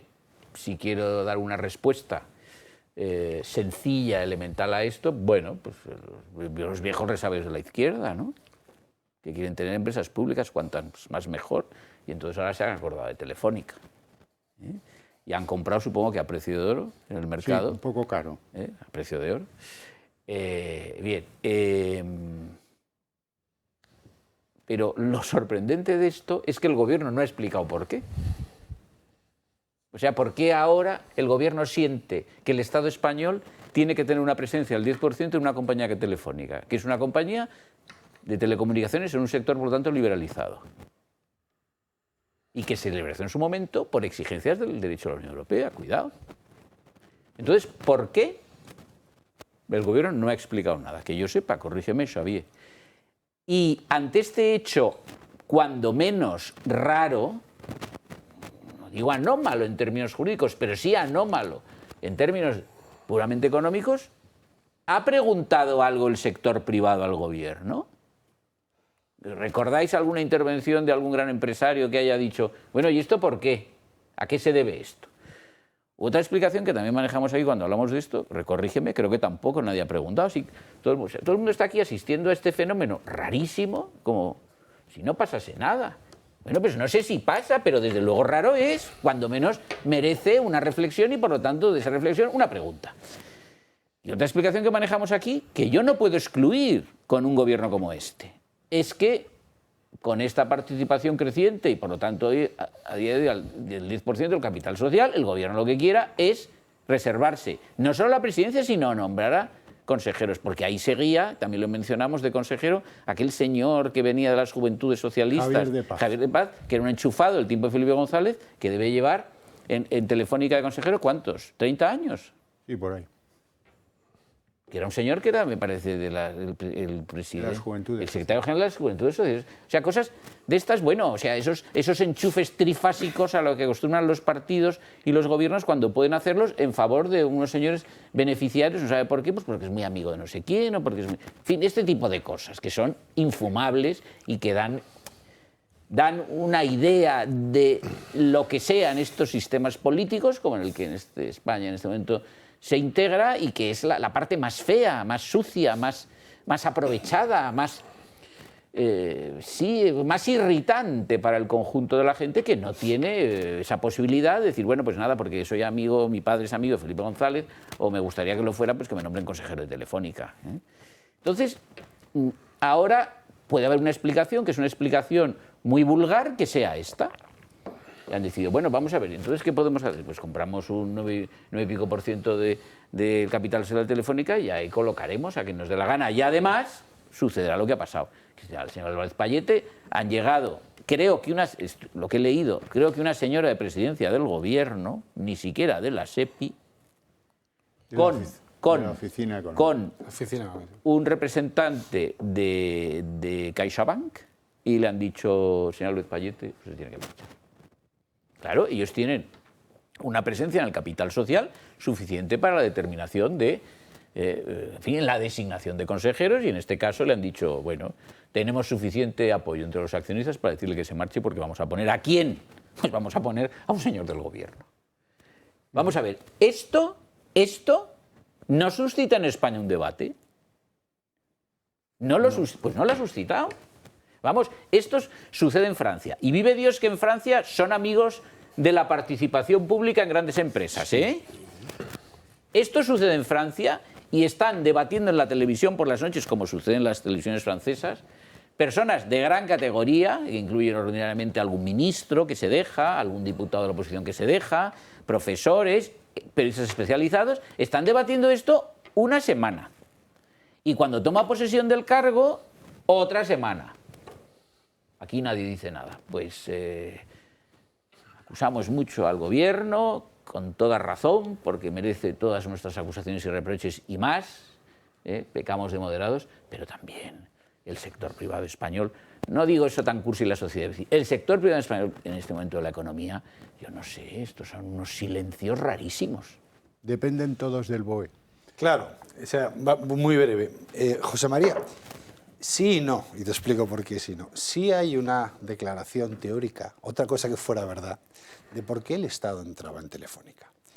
¿Acordáis que en su momento el holding STC de Arabia Saudí tenía una participación mayoritaria y fue la excusa que se utilizó para justificar la entrada del 10%, ojo, a través del holding de la SEPI, que esa es otra, cómo se entró y cómo se compró, porque necesitamos tener el control de un elemento clave estratégico en la economía española. ¿Vale? Pero qué curioso, esa fue, a ninguno de esta mesa, y por supuesto ningún espectador, que son bastante inteligentes, nos van a convencer de cuál fue el movimiento. Pero también hemos obviado que este golpe o este asalto a la cabeza de Telefónica ha sido con la aquiescencia de ese fondo también saudí. Pues claro. Lo que habrá que ver es bajo qué condiciones, y la pregunta de los 3.000 millones que fue la participación que estaba en manos, o que está en manos de STC, si está desembolsada. Esas cuentas todavía cuestionan si se han desembolsado esa cantidad. Hay que reconocerlo, los saudíes son muy especialistas en comprar y no pagar. Eso lo conocemos. Lo que tenemos que ver es, hombre, no seamos tan pardillos. Y en eso, mira, estoy absolutamente, bueno, lo he dicho en mi intervención y reacción la tuya, yo creo que no podemos cavillar. O sea, que el dinero es cobarde lo sabemos. Que las grandes compañías se mueven en función del aire que sopla, lo estamos viendo en Estados Unidos, ¿no? Hoy los que están pegados a Trump, hace 2 semanas estaban con el woke dando palmadas, ¿no? Lo que antes era bueno y no, la ecosostenibilidad es importante, ahora no lo es. Los mismos que han estado en un lado han estado hace 2 semanas en el otro. Y España y la economía española no es una excepción. Pero es que aquí no estamos hablando de cómo el sector privado regula sus intereses o las empresas privadas canalizan sus intereses. Aquí lo que estamos hablando es cómo el Estado asalta por la puerta de atrás con el dinero de los españoles, ojo, una compañía privada para los beneficios propios. Lo que he dicho. Que no es una compañía que tenga unas... Y las funciones estratégicas de Telefónica están más en la duda, con un 10% para mí, como ciudadano, en manos del Estado que en manos de un particular. Me van a perdonar. Eso está claro. Bueno, vamos con Aldama. Aldama ha cometido un gran error durante esta semana. Hacer unas declaraciones de algo que conocía de lejos y que cuestiona su credibilidad. Entramos en un momento del partido en el que tampoco seamos ingenuos. Hay especialistas vendiendo mercancía podrida. Hay gente que cobra de llevarte al engaño, de perjudicar tu credibilidad. Eso es lo que ha pasado, a mi modo de ver, con Víctor de Aldama.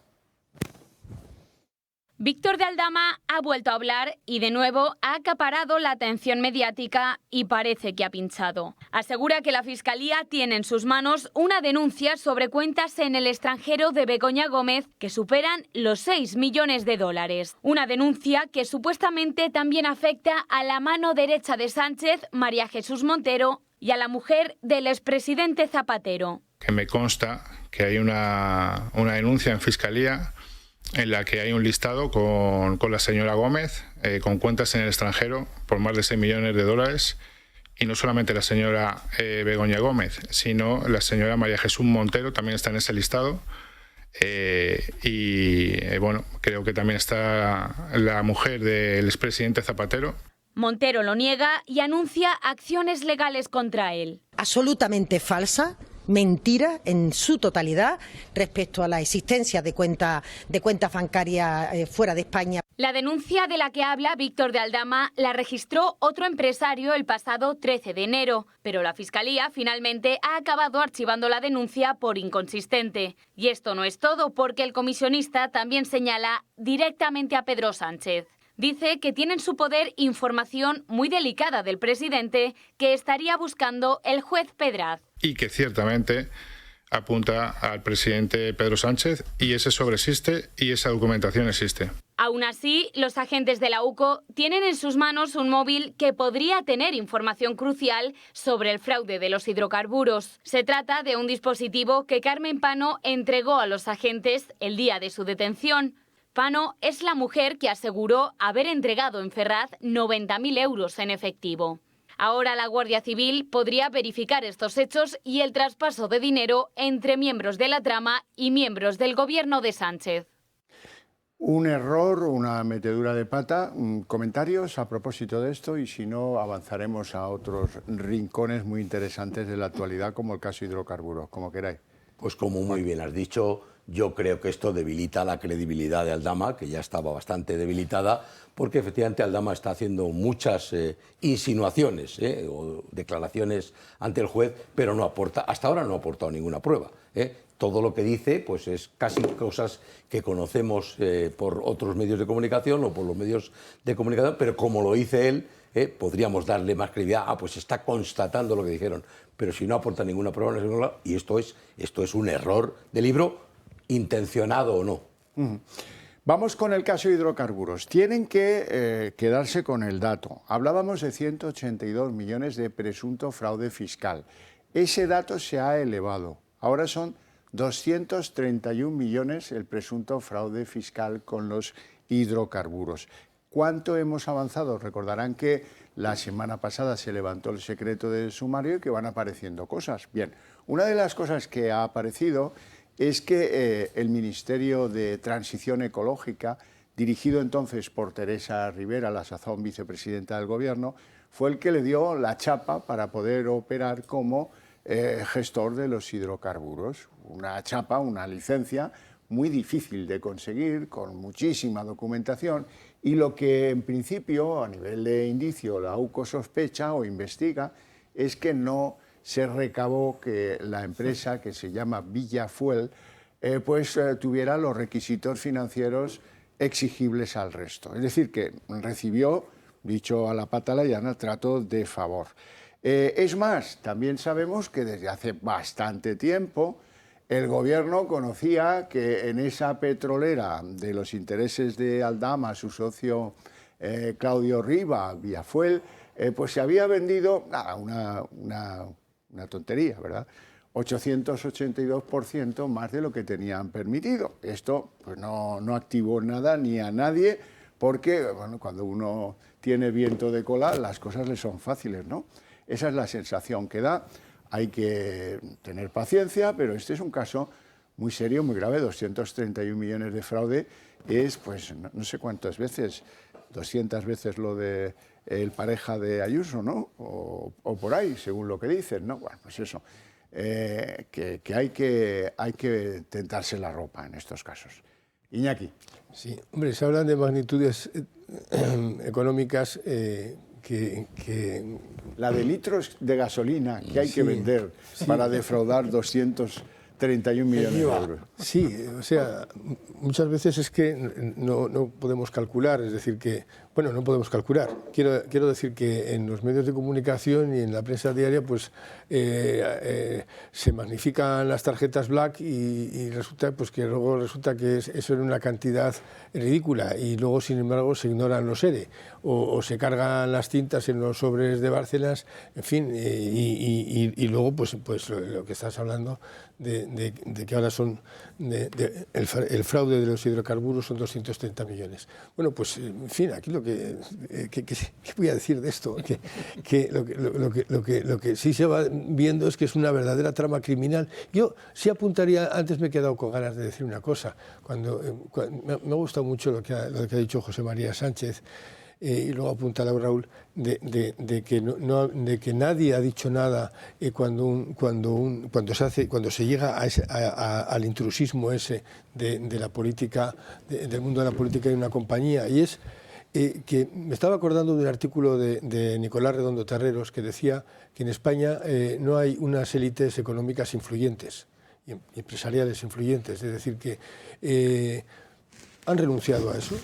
Y entonces yo sí, claro, ante casos como este, de entrar en el terreno de una compañía que se mueve por acciones y comprar una parte de ellas, ante esta invasión, pues no sé, yo es que echo de menos cuando me acuerdo que Pablo Iglesias hablaba de los poderes fácticos, echo de menos que en este país no haya poderes fácticos. Es decir, que simplemente apuntaría a eso. Es decir, que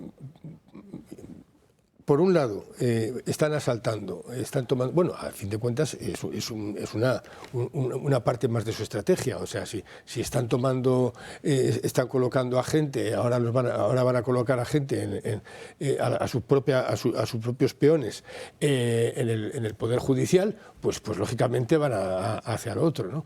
Y luego, bueno, pues si este caso que estamos hablando de los hidrocarburos, pues indica que efectivamente hay una trama criminal, pero de un gran alcance. O sea, aquí ya entraríamos ya aquí ya no estarían tomando posiciones dentro de compañías que ya están creadas, sino aquí estaríamos ante una verdadera iniciativa empresarial por parte de ellos, ¿no? Julián, sí tenemos alguna concreción, gracias a la UCO. 11 petroleros venezolanos con 40.000 toneladas cada uno. 450.000 toneladas, hablando en plata. Sí, bueno, estábamos hablando, en primer lugar, la trama sabemos que operaba a través de una licencia mayorista, Villafuel, pero como no están permitidas las operaciones de importación de petróleo venezolano, lo que hacía era utilizar la República Dominicana para refinar otra vez el petróleo de allí, ¿no? Sí, la República Dominicana aparece otra vez, ¿no? Y desde allí, pues efectivamente, lo pasaban para ser comercializado en España, pero tampoco comercializaba, según hemos conocido, directamente, sino que utilizaba una red muy extensa de intermediarios, con lo cual pues lo que iba abriendo era el árbol de decisión, de tal forma que si algún día se llega, ya se ha llegado, que era Villafuel el que tuvo la licencia de mayorista, pero se quieren utilizar acciones contra ella por estos 231 millones de euros defraudados, pues será insolvente, no podrá hacer frente, luego el dinero está perdido, ¿no? Hay que decir, cuando decía Iñaki, no se puede calcular exactamente, me parece que eras tú, no lo sé, ¿no? Sí. Pues sí se puede calcular. 231 millones de euros defraudados son unos 1.200 millones de euros de base imponible en volumen de operaciones, y también se pueden calcular los litros, son más de 1 millón de litros de... ¿1 millón? No, 1.000 millones, perdón, me he comido un cero, 1.000 millones de litros de combustible, ¿no? La magnitud es tan impresionante que esto no puede haber pasado desapercibido a nadie, y tiene que haber mucha más trama alrededor, entre ellas las propias compañías gasolineras. Esto no estamos hablando de una pequeña cantidad que se deriva de un sitio a otro, es que, oiga, 1.000 millones de litros no pueden pasar desapercibidos ni para un Repsol, ni una Capsa, ni ninguna estación gasolinera, ni para el gobierno. Raúl. Sí, pero fijaros, es que volvemos a la chapuza nacional. Estamos hablando de Villafuel hacia abajo, de Aldama, del otro señor. Es que yo voy arriba. Es que si vemos bien el informe de la UCO, cuando habla de se concede la famosa chapa a la concesión operativa sin justificación financiera, pero ni expertise ni análisis de viabilidad. ¿Alguien me quiere explicar cómo concede el Ministerio de Industria una licencia a un postor que no acredita ni experiencia, ni estructura, ni viabilidad económica? Solo tiene una explicación. Que no, pues que es parte del delito. O sea, aquí hay dos delitos. Hay un delito a la hacienda pública, que es evidente, pero es que hay otro delito en la concesión de esa licencia. Porque ya no quiero entrar en los riesgos que se han podido cometer por inexperiencia o falta de diligencia en el tratamiento de esos residuos, que son residuos contaminantes. Repito, que son mucha chapita 2030 y por el otro lado 231 millones. Entonces yo apunto hacia arriba, es decir, hacia abajo está investigando la UCO, veremos si salta uno, salta el otro, si son 231 o 550. Pero mi pregunta es, ¿quién está investigando la concesión de esa chapita, saltándose todos los procedimientos y todos los requerimientos mínimos necesarios en la concesión de una licencia de explotación de fuel? Pues me parece que nadie. José María Sánchez. Bien, estamos ante otro de estos asuntos de corrupción que tanto nos gusta, entretiene, seamos honestos, en sentido inglés, entretiene y al mismo tiempo pues nos preocupan mucho. Pero yo no me entro en el detalle de esto porque es que no conozco bien el asunto de esto. La trama o el fraude de los hidrocarburos y tal, Aldama, Villafuel, etcétera, etcétera, etcétera. Yo lo que digo es lo siguiente, que lo he manifestado ya en el Congreso en varias ocasiones en relación con el asunto de Ábalos. A mí me sigue pareciendo que todos estos señores que aparecen y que han cobrado en concepto de comisionistas y tal y cual, y que son unos corruptos y que han cometido delitos terribles y que deben ser perseguidos, y el Partido Socialista sin pestañear dice, por supuesto, hay que conceder el suplicatorio sin demora, sin ni siquiera saber cuáles son los cargos, porque se concede siempre, etcétera. Todo esto hay una parte que no sabemos todavía. Y la parte que no sabemos, en mi opinión, y no sé si llegamos a saberla, o a lo mejor yo estoy fantaseando y no la hay, es si todos estos señores que se han enriquecido de esta manera en realidad son agentes de tramas organizadas para financiar ilegalmente a los partidos políticos. Y ellos, como agentes que son de esa financiación ilegal, agentes son retribuidos y perciben una comisión. Esto es lo que nos falta por saber. Y no digo que no fantasee, no, teóricamente no fantaseo, porque este es el modelo Bárcenas, o el modelo Payerols, o el modelo del 3%, o todos los modelos. En su día el modelo Filesa, lo que pasa es que Sala el pobre cobró poco. Bueno, estamos llegando al final del programa. Antes de terminar, dejadme que os recuerde lo bueno que es para que se difundan con mayor velocidad y eficacia vuestras ideas, esas cosas que tenemos en común vosotros y esta cadena de televisión, que os deis de alta en el Club de Amigos del Toro Televisión. Muy sencillo, hay que llamar a ese teléfono y en 5 minutos resuelto. Por cierto, en el club me recomiendan que os traslade una visita que tienen prevista el miércoles al Museo del Ferrocarril, donde tendréis una visita guiada para los que estéis interesados, llamar al mismo teléfono y ahí la ensoñación de esta cosa tan importante, los cambios tecnológicos, a pesar que no le guste a Sánchez, esto de la tecnología ha tenido mucho que ver con el desarrollo de cualquier país serio del mundo. Bueno, ahí está Pedro Sánchez, que opina lo contrario y le quiere llamar tecnocasta. Bueno, pues de tecnocasta nada, de nada. Bueno, ya lo sabéis que os deseamos un feliz fin de semana a todos, que nos vemos el próximo sábado a las 10:30 de la noche y que muchas gracias por vuestro interés y por seguir el programa.